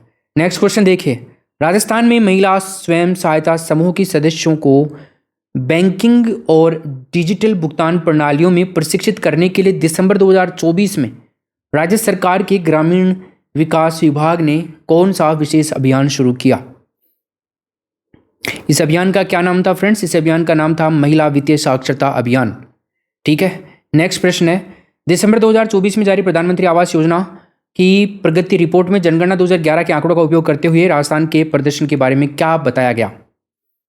इसमें राजस्थान के प्रदर्शन के बारे में बताया गया कि राजस्थान ने 2011 में पहचाने गए कच्चे घरों में से 85% से ज़्यादा पक्के घरों में बदलने का लक्ष्य हासिल किया, जो राष्ट्रीय औसत से बेहतर है। ठीक है, एक तो लिंगानुपात वाला बेहतर वाला आ गया, ये वाला बेहतर वाला आ गया, तो ये प्रश्न भी बहुत इंपॉर्टेंट है अपना। नेक्स्ट क्वेश्चन देखिए, शिशुओं में निमोनिया और अन्य जीवाणु संक्रमणों से होने वाली मृत्यु दर को कम करने के लिए राजस्थान के स्वास्थ्य विभाग ने दिसंबर 2024 में कौन सा राज्यव्यापी अभियान शुरू किया? फ्रेंड्स, इस अभियान का नाम था मिशन संपूर्ण टीका न्यूमोकोकल कंजुगेट वैक्सीन बूस्टर खुराक अभियान, थर्ड ऑप्शन। नेक्स्ट क्वेश्चन है, गणतंत्र दिवस 2025 की पूर्व संध्या पर घोषित प्रतिष्ठित पद्म पुरस्कारों में राजस्थान की किस शख्सियत को मरणोपरांत पद्म भूषण से सम्मानित किया गया, जिन्होंने अपना जीवन बंधुआ मजदूरी के उन्मूलन के लिए समर्पित कर दिया था? 71 नंबर के प्रश्न में स्वामी अग्निवेश, ऑप्शन नंबर तीसरा राइट आंसर आ जाएगा। नेक्स्ट क्वेश्चन देखिए, जनवरी 2025 को नई दिल्ली में आयोजित भारत के 76वें गणतंत्र दिवस समारोह में मुख्य अतिथि कौन थे? Chief guest. क्या नाम था उनका? उनका नाम था ब्राजील के राष्ट्रपति। ठीक है, ब्राजील के राष्ट्रपति लुइज इनासियो लूला डा सिल्वा, नाम भी कितना बड़ा है। इनको मुख्य अतिथि के रूप में आमंत्रित किया गया था और इन्होंने भारत और ब्राज़ील के बीच में बढ़ती हुई रणनीतिक साझेदारी, विशेष रूप से G20, ब्रिक्स और IBS जैसे मंचों पर इनका सहयोग को दर्शाता है। और इस यात्रा के दौरान दोनों देशों के बीच जैव ईंधन, रक्षा और अंतरिक्ष सहयोग पर कई महत्वपूर्ण समझौते भी हुए थे। 73 देखिए, भारतीय अंतरिक्ष अनुसंधान संगठन ने वर्ष 2025 के अपने पहले अंतरिक्ष मिशन में PSLV C60 रॉकेट में से किस उपग्रह को सफलतापूर्वक प्रक्षेपित किया? बताइए क्या नाम था उस उपग्रह का? उसका नाम था दोस्तों OceanSat 3A। डी ऑप्शन हम इसमें सही उत्तर करेंगे। नेक्स्ट क्वेश्चन देखिए, जनवरी 2025 में आयोजित वर्ष के पहले ग्रैंड स्लैम ऑस्ट्रेलियन ओपन के पुरुष युगल स्पर्धा में किस भारतीय खिलाड़ी ने फाइनल तक का सफर तय किया था? 74 नंबर के प्रश्न में क्या होगा? इसमें आंसर होगा दोस्तों रोहन बोपन्ना, पहला ऑप्शन करेंगे।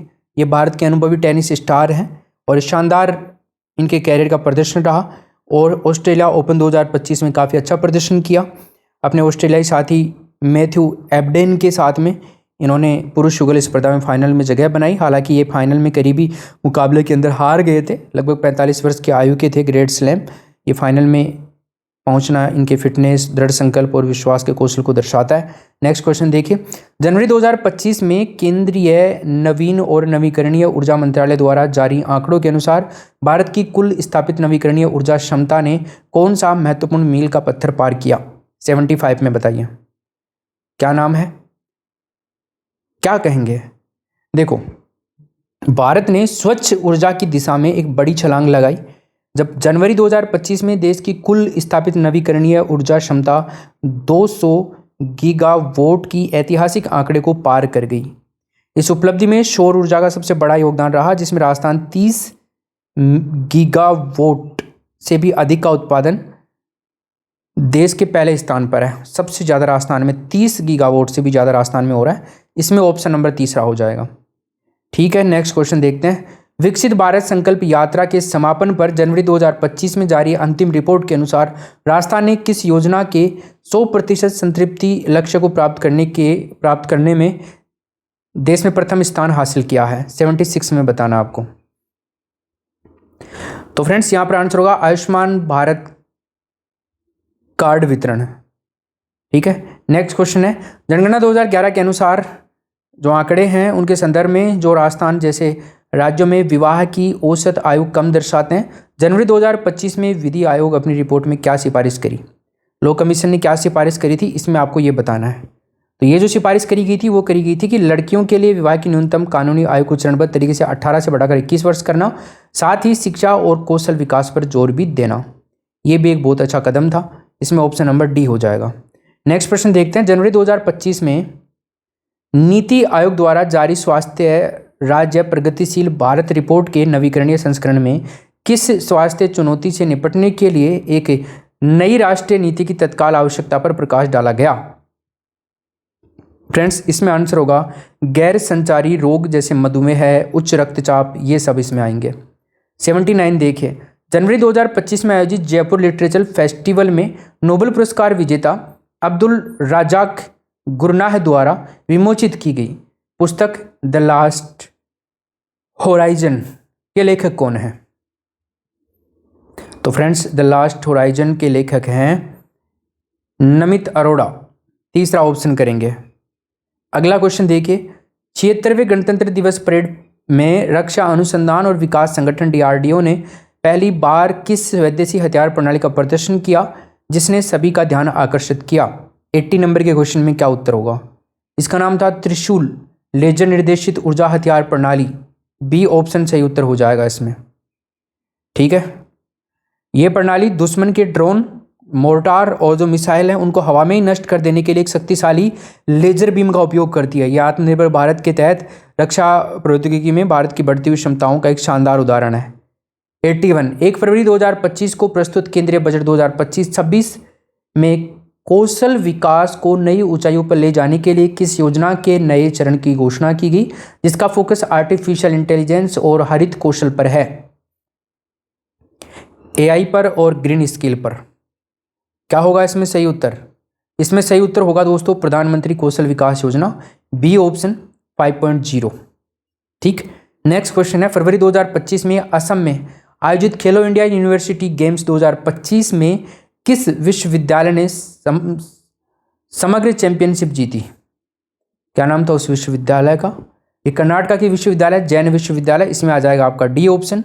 नेक्स्ट क्वेश्चन है, फरवरी 2025 में आयोजित प्रसिद्ध सूरजकांड अंतर्राष्ट्रीय शिल्प मेला में थीम स्टेट कौन सा राज्य रहा? ये राज्य रहा दोस्तों राजस्थान। बहुत इंपॉर्टेंट क्वेश्चन है ये। पूरे मेला परिसर में राजस्थानी जो किले हैं, हवेलियां हैं, संस्कृतियां हैं, रंग हैं, इन सब से इसको सजाया गया था। मेले में राजस्थान के हस्तशिल्प जैसे ब्लू पोट्री, बंदेज, लाख की चूड़ियाँ, इनके साथ साथ में जो लोक कलाकार हैं, फोल्क आर्टिस्ट जो होते हैं, इनके द्वारा कालबेलिया, घूमर नृत्य, इन सब की प्रस्तुति जो है, ये जो आने वाले मेहमान थे इनके लिए मन मोह करने वाला चीज़ था। इस वर्ष का सहभागी राष्ट्र जो था वो था तंजानिया। क्या था भाई? तंजानिया। आगे चलते हैं। भारत के निजी अंतरिक्ष क्षेत्र के लिए एक और ऐतिहासिक दिन पर फरवरी 2025 में किस कंपनी ने अपने 3D प्रिंटेड क्रायोजिक इंजन वाले रॉकेट अग्निबाण का पहला सफल परीक्षण किया?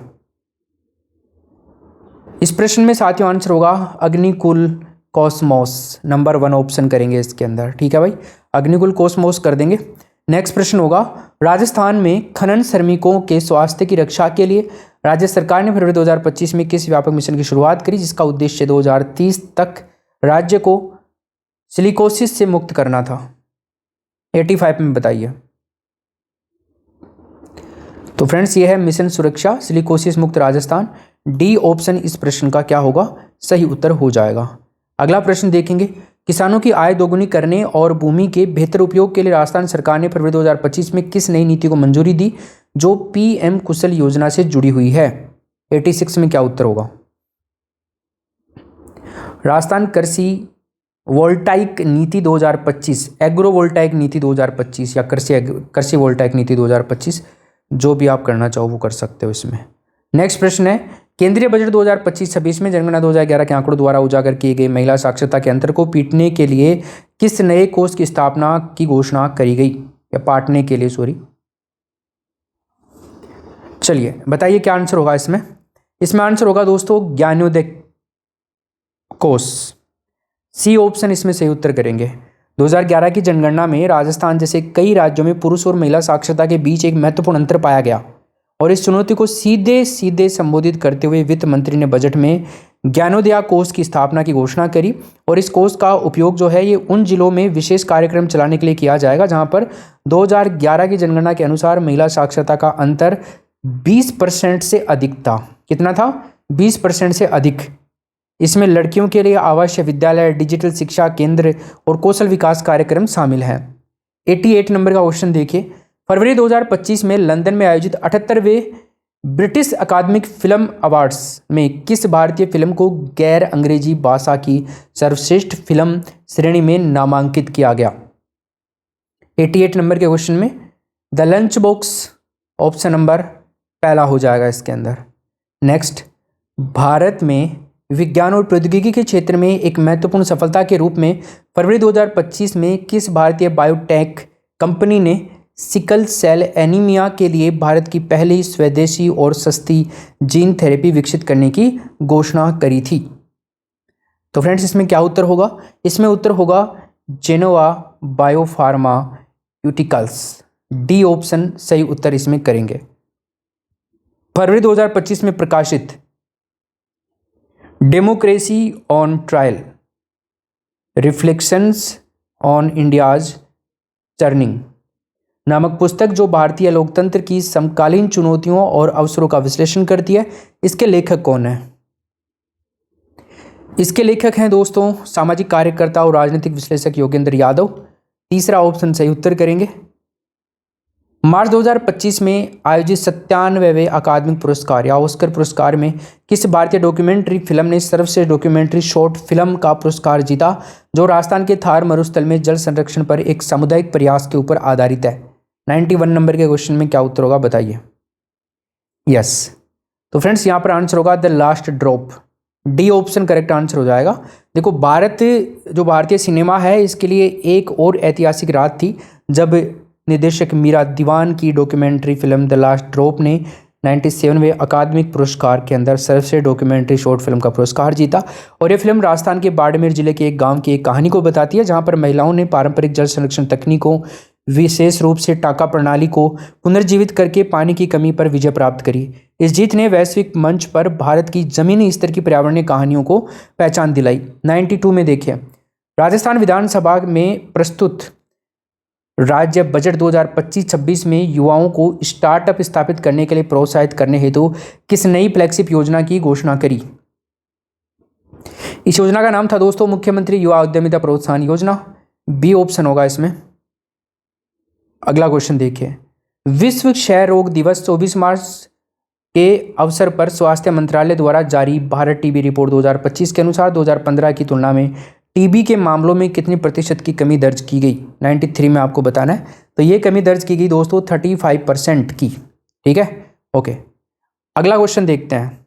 अगला क्वेश्चन है, भारत के महत्वाकांक्षी मानव अंतरिक्ष उड़ान मिशन गगनयान की दिशा में एक महत्वपूर्ण कदम के रूप में मार्च 2025 में इसरो ने श्रीहरिकोटा में कौन सा महत्वपूर्ण परीक्षण सफलतापूर्वक पूरा किया? तो फ्रेंड्स यहाँ पर आंसर होगा क्रू मॉड्यूल का अंतिम एकीकृत वाहन checkout, number 1 option. Next question है, विश्व जल दिवस 22 मार्च के अवसर पर जल शक्ति मंत्रालय ने जल शक्ति अभियान के किस नए चरण की शुरुआत करी, जिसका मुख्य फोकस शहरी क्षेत्रों पर है? तो फ्रेंड्स इसमें आंसर होगा जल शक्ति अभियान waste water to wealth, D option इसमें हम करेंगे सही उत्तर। नेक्स्ट देखिए, मार्च 2025 में आयोजित प्रतिष्ठित all England open badminton championship में महिला एकल का खिताब किसने जीता? 96 में आपको उत्तर बताना है साथियों, बताइए। एन से यंग, बी ऑप्शन करेंगे इसमें। ठीक है, ये उनका लगातार दूसरा ऑल इंग्लैंड खिताब था, जिसने उनको वर्तमान में महिला बैडमिंटन में सर्वश्रेष्ठ खिलाड़ी के रूप में स्थापित किया है। भारत के मेक इन इंडिया और नवीकरणीय ऊर्जा लक्ष्यों को एक बड़ा प्रोत्साहन देते हुए मार्च 2025 में किस वैश्विक कंपनी ने राजस्थान के खुशखेड़ा में एक गीगा फैक्ट्री स्थापित करने की घोषणा की, जो सौर सेल और मॉड्यूल का निर्माण करेगी? 97 में Reliance industries, option number 3 right answer होगा इसका। 98 देखिए, अंतर्राष्ट्रीय महिला दिवस 8 मार्च के अवसर पर महिला एवं बाल विकास मंत्रालय ने हिंसा से पीड़ित महिलाओं को 24/7 आवर्स ऑनलाइन कानूनी और मनोवैज्ञानिक सहायता प्रदान करने के लिए किस एकीकृत पोर्टल का शुभारंभ किया? 98 में आपको बताना है। तो फ्रेंड्स यहाँ पर होगा शक्ति संवाद पोर्टल, नाम याद रखना, अच्छा क्वेश्चन है, आ सकता है एग्जाम के अंदर। ठीक है, और ये एक आर्टिफिशियल इंटेलिजेंस यानी कि AI सक्षम पोर्टल है, जो देश के किसी भी हिस्से में महिलाओं को वीडियो कॉन्फ्रेंसिंग और सुरक्षित चैट के माध्यम से वकीलों, मनोवैज्ञानिकों और पुलिस अधिकारियों से जोड़ता है। ये उन महिलाओं के लिए विशेष रूप से उपयोगी है जो सामाजिक कलंक या पहुंच की कमी के कारण भौतिक केंद्रों तक नहीं पहुंच पाती हैं। मार्च 2025 में नीति आयोग द्वारा जारी the rise of India's middle class report में जनगणना 2011 के घरेलू संपत्ति के आंकड़ों की तुलना में क्या प्रमुख निष्कर्ष निकाला गया? 99 नंबर के क्वेश्चन में आपको उत्तर बताना है। यस, तो फ्रेंड्स यहाँ पर आंसर होगा डी ऑप्शन। 2011 से विशेष रूप से राजस्थान जैसे राज्यों में Tier 2 और Tier 3 शहरों में दोपहिया वाहनों, टेलीविजन और स्मार्टफोन जैसे घरेलू संपत्तियां हैं, इनके स्वामित्व में विस्फोटक वृद्धि दर्ज हुई। 100 नंबर का क्वेश्चन देखिए, मार्च 2025 में भारत के राष्ट्रपति द्वारा किसे राष्ट्रीय मानवाधिकार आयोग का नया अध्यक्ष नियुक्त किया गया? बताइए। तो फ्रेंड्स यहां पे किया गया न्यायमूर्ति DY चंद्रचूड़ को, तीसरा ऑप्शन हो जाएगा राष्ट्रीय मानवाधिकार आयोग NHRC। ये अपने प्रगतिशील और मानवाधिकार केंद्रित न्यायिक निर्णयों के लिए जाने जाते हैं, इसीलिए इनको इसका अध्यक्ष नियुक्त किया गया, न्यायाधीश नियुक्त किया गया। इनकी नियुक्ति को देश में मानवाधिकार संरक्षण और संवर्धन के लिए एक महत्वपूर्ण कदम के रूप में देखा जा रहा है। देखो याद रखना, NHRC यानी कि राष्ट्रीय मानवाधिकार आयोग के जो अध्यक्ष होते हैं वो भारत के सेवानिवृत्त मुख्य न्यायाधीश या सर्वोच्च न्यायालय का न्यायाधीश होता है। ये बात आपको पता होनी चाहिए। 101 नंबर का क्वेश्चन देखिए, गगनयान मिशन की सुरक्षा प्रणालियों का परीक्षण करते हुए इसरो ने अप्रैल 2025 में किस महत्वपूर्ण प्रणाली का सफल परीक्षण किया, जो प्रक्षेपण के दौरान किसी भी विफलता की स्थिति में अंतरिक्ष यात्रियों की सुरक्षा सुनिश्चित करेगी? क्रू एस्केप सिस्टम, आप ये याद रख लेना, इसमें यही उत्तर सही होगा। ठीक, नेक्स्ट क्वेश्चन देखेंगे। राष्ट्रीय पंचायती राज दिवस 24 अप्रैल को मनाया जाता है। इसके अवसर पर राजस्थान की किस ग्राम पंचायत को दीनदयाल उपाध्याय पंचायत सशक्तिकरण पुरस्कार 2025 से सम्मानित किया गया, जो सेवाओं के डिजिटल वितरण और महिला सशक्तिकरण के लिए दिया गया? 102 नंबर के प्रश्न में उत्तर बताना आपको। तो यहाँ पे राइट आंसर होगा दोस्तों ऑप्शन नंबर डी अपना राइट आंसर हो जाएगा, पाल जोधपुर। अगला क्वेश्चन देखिए। भारत और संयुक्त राज्य अमेरिका के बीच रक्षा सहयोग को मजबूत करते हुए दोनों देशों की विशेष सेनाओं का संयुक्त अभ्यास वज्र प्रहार 2025 अप्रैल 2025 में कहां आयोजित किया गया? तो फ्रेंड्स ये आंसर होगा महाजन फील्ड फायरिंग रेंज, राजस्थान। तीसरा आंसर इसमें हम करेक्ट आंसर कर देंगे। अगला देखिए। क्रिकेट की बाइबिल कही जाने वाली विजडन क्रिकेटर्स अल्मनैक ने अप्रैल 2025 में किन 5 खिलाड़ियों को Wisden cricketer of the year चुना, जिसमें एक भारतीय खिलाड़ी भी शामिल है? तो इस प्रश्न में आंसर होगा दोस्तों जसप्रीत बुमराह यहाँ पे शामिल है। पहला ऑप्शन इसमें सही उत्तर हो जाएगा। और ये सम्मान 1889 से दिया जा रहा है। ये एक खिलाड़ी के पिछले अंग्रेजी क्रिकेट सत्र के प्रदर्शन के आधार पर दिया जाता है।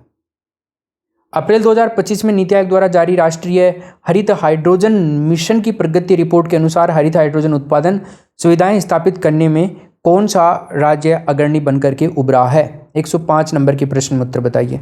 तो फ्रेंड्स यहाँ पर आंसर होगा डी ऑप्शन, राष्ट्रीय हरित हाइड्रोजन मिशन। ये जो लक्ष्य है भारत को हरित हाइड्रोजन का वैश्विक केंद्र बनाता है और अप्रैल 2025 में जारी हुई थी इसकी पहली प्रगति रिपोर्ट। इसमें राजस्थान को इस क्षेत्र में अग्रणी राज्य के रूप में पहचाना गया और इस रिपोर्ट में बताया गया कि राज्य ने अपनी विशाल और शोर क्षमता, प्रचुर बंजर भूमि और निवेशक अनुकूलन हरित हाइड्रोजन नीति के कारण हरित हाइड्रोजन और अमोनिया उत्पादन संयंत्र स्थापित करने के लिए सबसे अधिक निवेश आकर्षित किया गया।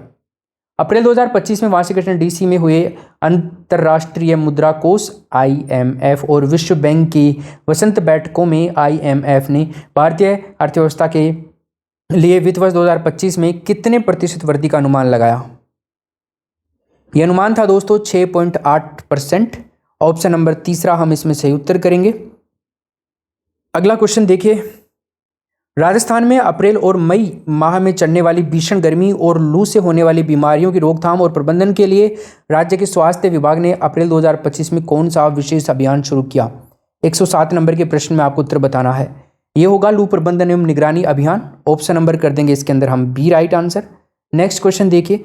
महिला सशक्तिकरण की दिशा में राष्ट्रीय कौशल विकास निगम NSDC ने अप्रैल 2025 में किस प्रमुख ई-कॉमर्स कंपनी के साथ मिलकर के महिला उद्यमियों को डिजिटल मार्केटिंग में प्रशिक्षण करने के लिए समृद्धि नामक पहल शुरू करी?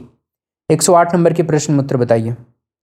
तो फ्रेंड्स यहाँ पर आंसर होगा फ्लिपकार्ट। नंबर 1 ऑप्शन हम इसमें सही उत्तर कर देंगे। ठीक है भैया, आगे चलते हैं। Question number 109। अप्रैल 2025 में जल शक्ति मंत्रालय द्वारा जारी जल जीवन मिशन रिपोर्ट में जनगणना 2011 के आंकड़ों का उपयोग करते हुए राजस्थान के संदर्भ में क्या महत्वपूर्ण उपलब्धि बताई गई? 109। तो फ्रेंड्स यहाँ पर आंसर होगा 2011 में जो परिवार पीने के पानी के लिए असुरक्षित स्रोतों पर निर्भर थे उनमें से 90% से भी अधिक को अब कार्यात्मक घरेलू नल कनेक्शन मिल चुका है। ये एक बहुत अच्छी बात है। चलिए नेक्स्ट क्वेश्चन देखते हैं। अप्रैल 2025 में प्रकाशित the invisible hand how market shape our world नामक पुस्तक जो भारतीय संदर्भ में बाजार अर्थव्यवस्था की जटिलताओं की पड़ताल करती है, इसके लेखक कौन है? 110 नंबर के प्रश्न में आपको बताना है। इसके लेखक हैं दोस्तों मिहिर शर्मा। डी ऑप्शन इसमें हम सही उत्तर कर देंगे। 111 नंबर का क्वेश्चन देखिए। मई 2025 में खेले गए इंडियन प्रीमियर लीग में जो फाइनल मैच हुआ 2025 में, इसमें किस टीम ने जीत हासिल करके खिताब अपने नाम किया? Royal Challengers Bengaluru. अगला क्वेश्चन देखिए। भारत की स्वदेशी नेविगेशन प्रणाली को और मजबूत करते हुए इसरो ने मई 2025 में GSLV रॉकेट से किस दूसरी पीढ़ी के नेविगेशन उपग्रह का सफल परीक्षण किया? 112 नंबर के प्रश्न में आपको उत्तर बताना है। तो फ्रेंड्स यहाँ पर आंसर होगा NVS-02 बी ऑप्शन। नेक्स्ट, मई 2025 में केंद्र सरकार की 3 प्रमुख सामाजिक सुरक्षा योजनाओं प्रधानमंत्री जीवन ज्योति बीमा योजना, प्रधानमंत्री सुरक्षा बीमा योजना और अटल पेंशन योजना ने अपनी 10वीं वर्षगांठ मनाई। इस योजना का मुख्य उद्देश्य क्या है? तो फ्रेंड्स यहाँ पे है, देखो ये तीनों योजनाएं मई 2025 में लॉन्च की गई थी और मई 2025 में इन्होंने एक दशक पूरा किया। मई में ये लॉन्च की गई थी, मतलब 2015 में लॉन्च की गई थी, 25 में नहीं। और 25 में 15 से 25 में क्या हो गया, इनका दशक पूरा हो गया। इन योजनाओं का सामूहिक उद्देश्य था भारत के गरीब और वंचित वर्ग को, विशेष रूप से जो असंगठित क्षेत्र हैं उनमें काम करने वाले लोग, उनको सस्ती दरों पर जीवन बीमा, दुर्घटना बीमा और वृद्धावस्था पेंशन प्रदान करना है। इन योजनाओं ने करोड़ों लोगों को और एक सामाजिक सुरक्षा कवच प्रदान किया है। वित्तीय समावेश में महत्वपूर्ण भूमिका भी निभाई है। तो इसमें आंसर होगा देश के सभी विशेष रूप से असंगठित क्षेत्र के गरीब और वंचित लोगों को एक सार्वभौमिक सामाजिक सुरक्षा प्रणाली के दायरे में लाना, तीसरा ऑप्शन। रक्षा प्रौद्योगिकी में आत्मनिर्भरता की दिशा में एक बड़ी छलांग लगाते हुए DRDO ने मई 2025 में हाइपरसोनिक ट्रैकोलॉजी डेमोन्स्ट्रेट व्हीकल का सफल परीक्षण किया। हाइपरसोनिक गति क्या है? अब यहाँ पे आपको हाइपरसोनिक गति के बारे में पूछ रहा है, ये क्या है? तो ये जो है ना ध्वनि की गति से 5 गुना ज़्यादा तेज होती है, मोर देन मैच 5। ठीक है, ये आपको याद रखना है। तो इसमें हो जाएगा पहला ऑप्शन। मई 2025 में पत्रकारिता के क्षेत्र में दिए जाने वाले प्रतिष्ठित पुलित्जर पुरस्कार में किस भारतीय फोटो पत्रकार को फीचर फोटोग्राफी श्रेणी में उनके काम के लिए सम्मानित किया गया? क्या नाम था उनका? उनका नाम था अदनान आबिदी, डी ऑप्शन उत्तर करेंगे।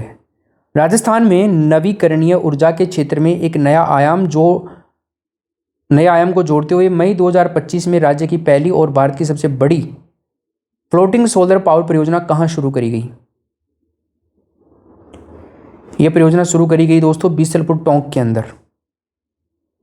मई 2025 में अरब सागर में उत्पन्न हुए शक्तिशाली चक्रवात का नाम क्या था, जिसने गुजरात और राजस्थान के दक्षिणी हिस्सों को प्रभावित किया, जिसके लिए NDRF को बड़े पैमाने पर राहत और बचाव अभियान चलाना पड़ा था? तो फ्रेंड्स इसमें जो आंसर होगा हमारा ऑप्शन नंबर हो जाएगा आकाश, बी ऑप्शन। ठीक है, इसमें आकाश कर देंगे। NDRF का मतलब हो गया national disaster response force. Rajasthan में महिला सशक्तिकरण और पर्यावरण के अनुकूल परिवहन को बढ़ावा देने के लिए राज्य सरकार ने मई 2025 में कौन सी योजना शुरू की, जिसके तहत महिलाओं को ई-रिक्शा खरीदने पर सब्सिडी दी जाएगी? 118 में आपको बताना है। तो इसमें आंसर होगा महिला स्वावलंबन ई-रिक्शा योजना, डी ऑप्शन करेक्ट आंसर हो जाएगा। और ई-रिक्शा खरीदने वाले महिला आवेदकों को वाहन की लागत पर 30% की सब्सिडी, यानी कि 50,000 रुपये जो भी कम हो वो सब्सिडी प्रदान की जाएगी। ये पहल जो है महिलाओं को आर्थिक रूप से स्वतंत्र बनाने, साथ साथ शहर के प्रदूषण को कम करने में मदद करेगी। अगला क्वेश्चन है, मई 2025 में राजस्थान के स्वास्थ्य विभाग द्वारा जारी जिला स्वास्थ्य सूचकांक 2025 में मातृ एवं शिशु स्वास्थ्य सेवाओं के वितरण में किस जिले ने प्रथम स्थान प्राप्त किया? 119 नंबर के क्वेश्चन में उत्तर करना है। तो यहाँ पे आंसर हो जाएगा दोस्तों सीकर, पहला ऑप्शन करेंगे इसमें। अगला क्वेश्चन है, सुगम्य भारत अभियान की प्रगति पर मई 2025 में जारी एक रिपोर्ट में जनगणना 2011 की विकलांगता के आंकड़ों का विश्लेषण किया गया। राजस्थान के बारे में रिपोर्ट का मुख्य शीर्षक क्या था? ये बहुत इंपॉर्टेंट क्वेश्चन है भाई, याद रखिएगा। तो फ्रेंड्स देखो, जनगणना 2011 ने देश के दिव्यांगजनों की संख्या और उनकी चुनौतियों पर महत्वपूर्ण डेटा प्रदान किया। सुगम्य भारत अभियान का उद्देश्य है सार्वजनिक स्थानों को उनके लिए सुलभ बनाना है। मई 2025 रिपोर्ट ने इस बात की सराहना की है कि राजस्थान ने सुगम्य पर्यटन में एक मॉडल के रूप में काम किया है। राज्य ने अपने कई विश्व प्रसिद्ध किले, महल और संग्रहालय के अंदर जो चीज़ें हैं, जो रैंप लिस्ट हैं, ब्रेल साइनेज हैं, सुलभ शौचालय हैं, उनका निर्माण करके उन्होंने राजस्थान ने मतलब कि दिव्यांग पर्यटकों के लिए अधिक अनुकूल बनाया है, जिससे समावेशी पर्यटन को बढ़ावा मिल सके। तो इस क्वेश्चन में आंसर होगा राजस्थान अपने प्रमुख पर्यटन स्थलों जैसे किलों, अपने महलों, दिव्यांगजनों के लिए रैंप और सुलभ शौचालयों से लैस करके सुगम्य पर्यटन में देश का नेतृत्व किया है। तो ये थे आज की क्लास के 120 क्वेश्चन। सबसे पहले मैं हर उस योद्धा को सलाम करता हूं जो इस रणभेरी में आखिरी सवाल तक मेरे साथ डटा रहा। अगर आप इस पल तक मेरे साथ हैं तो यकीन मानिए आपने सिर्फ 120 सवाल हल नहीं किए हैं, आपने अपनी सफलता की ओर 120 मजबूत कदम आगे बढ़ाए हैं। आज जो थकान आप महसूस कर रहे हैं ये थकान नहीं है, वो उस मेहनत का सुकून है जो आपको लाखों की भीड़ से आगे खड़ा करेगी। आज जो ज्ञान आपने अर्जित किया है वो परीक्षा हॉल में आपके लिए सबसे बड़ा हथियार बनने वाला है। अब मेरी कुछ बातें जो हैं उनको आप गांठ बांध लेना। परीक्षा हॉल में जब भी आप बैठेंगे तो ये मत सोचना कि तुम अकेले हो। तुम्हारे ये मेहनत, मेरे शब्द और उन लाखों लोगों की दुआएं तुम्हारे साथ होंगी जो तुम्हें सफल देखना चाहते हैं। घबराना मत, क्योंकि तुमने तैयारी की है, तुमने तपस्या की है। प्रश्न पत्र को देख करके डरना नहीं है, उस पर एक विजेता की तरह अपना अधिकार जमाना है। याद रखना, तुम्हारा आत्मविश्वास ही तुम्हारा कवच होता है और इस कवच को कभी दोस्तों किसी भी हाल में उतरने मत देना। आज इस महायज्ञ में मैंने अपनी पूरी ऊर्जा और ज्ञान की आहुति दी है। अब बारी है आपकी गुरु दक्षिणा की। तो पहली गुरु दक्षिणा तो ये है कि आपने मेरी ये जो जितने भी मिनट की क्लास बनी है, इसकी जो मेहनत है और तपस्या है, ये सार्थक अगर आपको दिखती है इसमें कुछ सार्थकता, तो इस वीडियो को लाइक करें और अपना समर्थन, अपनी ऊर्जा मुझ तक पहुंचाएं ज़रूर। आपका एक लाइक मेरे लिए एक आशीर्वाद की तरह काम करेगा दोस्तों। दूसरी बात, मुझे ये जानना है कि मेरा कौन सा योद्धा इस जंग के लिए पूरी तरह से तैयार है। तो कमेंट बॉक्स में कोई सवाल नहीं, कोई शुक्रिया नहीं, सिर्फ एक संकल्प, एक प्रतिज्ञा लिखनी है कि मैं व्याख्याता बनकर लौटूंगा या लौटूंगी। ठीक है, ये आपको लिखना है भैया यहाँ पे। ठीक है, आज कमेंट सेक्शन को आपके संकल्प से भरना है। तीसरा और सबसे ज़रूरी है कि ये लड़ाई यहाँ ख़त्म नहीं हुई है। परीक्षा के दिन तक और उसके बाद भी ऐसे ही निर्णायक वीडियोज, ऐसी ही रणनीतियाँ मैं आपके सामने लाता रहूँगा। अगर आप इस विजय भव सेना का एक स्थायी हिस्सा बनना चाहते हैं तो इस चैनल को अभी सब्सक्राइब करके परिवार के साथ में जुड़ जाइए हमारे, तो आप भी हमारा परिवार बनेंगे। और वो घंटी है ना, उसको दबा दीजिए ताकि अगली जो रणभेरी है वो बजेगी, तब आप सबसे पहले उसके लिए तैयार होंगे। मेरी शुभकामनाएं हमेशा आपके साथ हैं। जाओ और अपने सपनों को अपनी हकीकत बना लो। मुझे उस दिन का इंतज़ार रहेगा जब आप कहेंगे सर मेरा सिलेक्शन हो गया। Thank you so much. अपना ख्याल रखिए, अपने परिवार का ख्याल रखिए, हंसते रहिए, मुस्कुराते रहिए और आरपीएससी हिंदी एप्लीकेशन डाउनलोड करें। आरपीएससी हिंदी टेलीग्राम ग्रुप भी डाउनलोड करें, ज्वाइन करें। दोनों का लिंक डिस्क्रिप्शन में गिवन है, आप वहाँ से डाउनलोड कर सकते हैं। Thank you so much. जय हिंद, वंदे मातरम।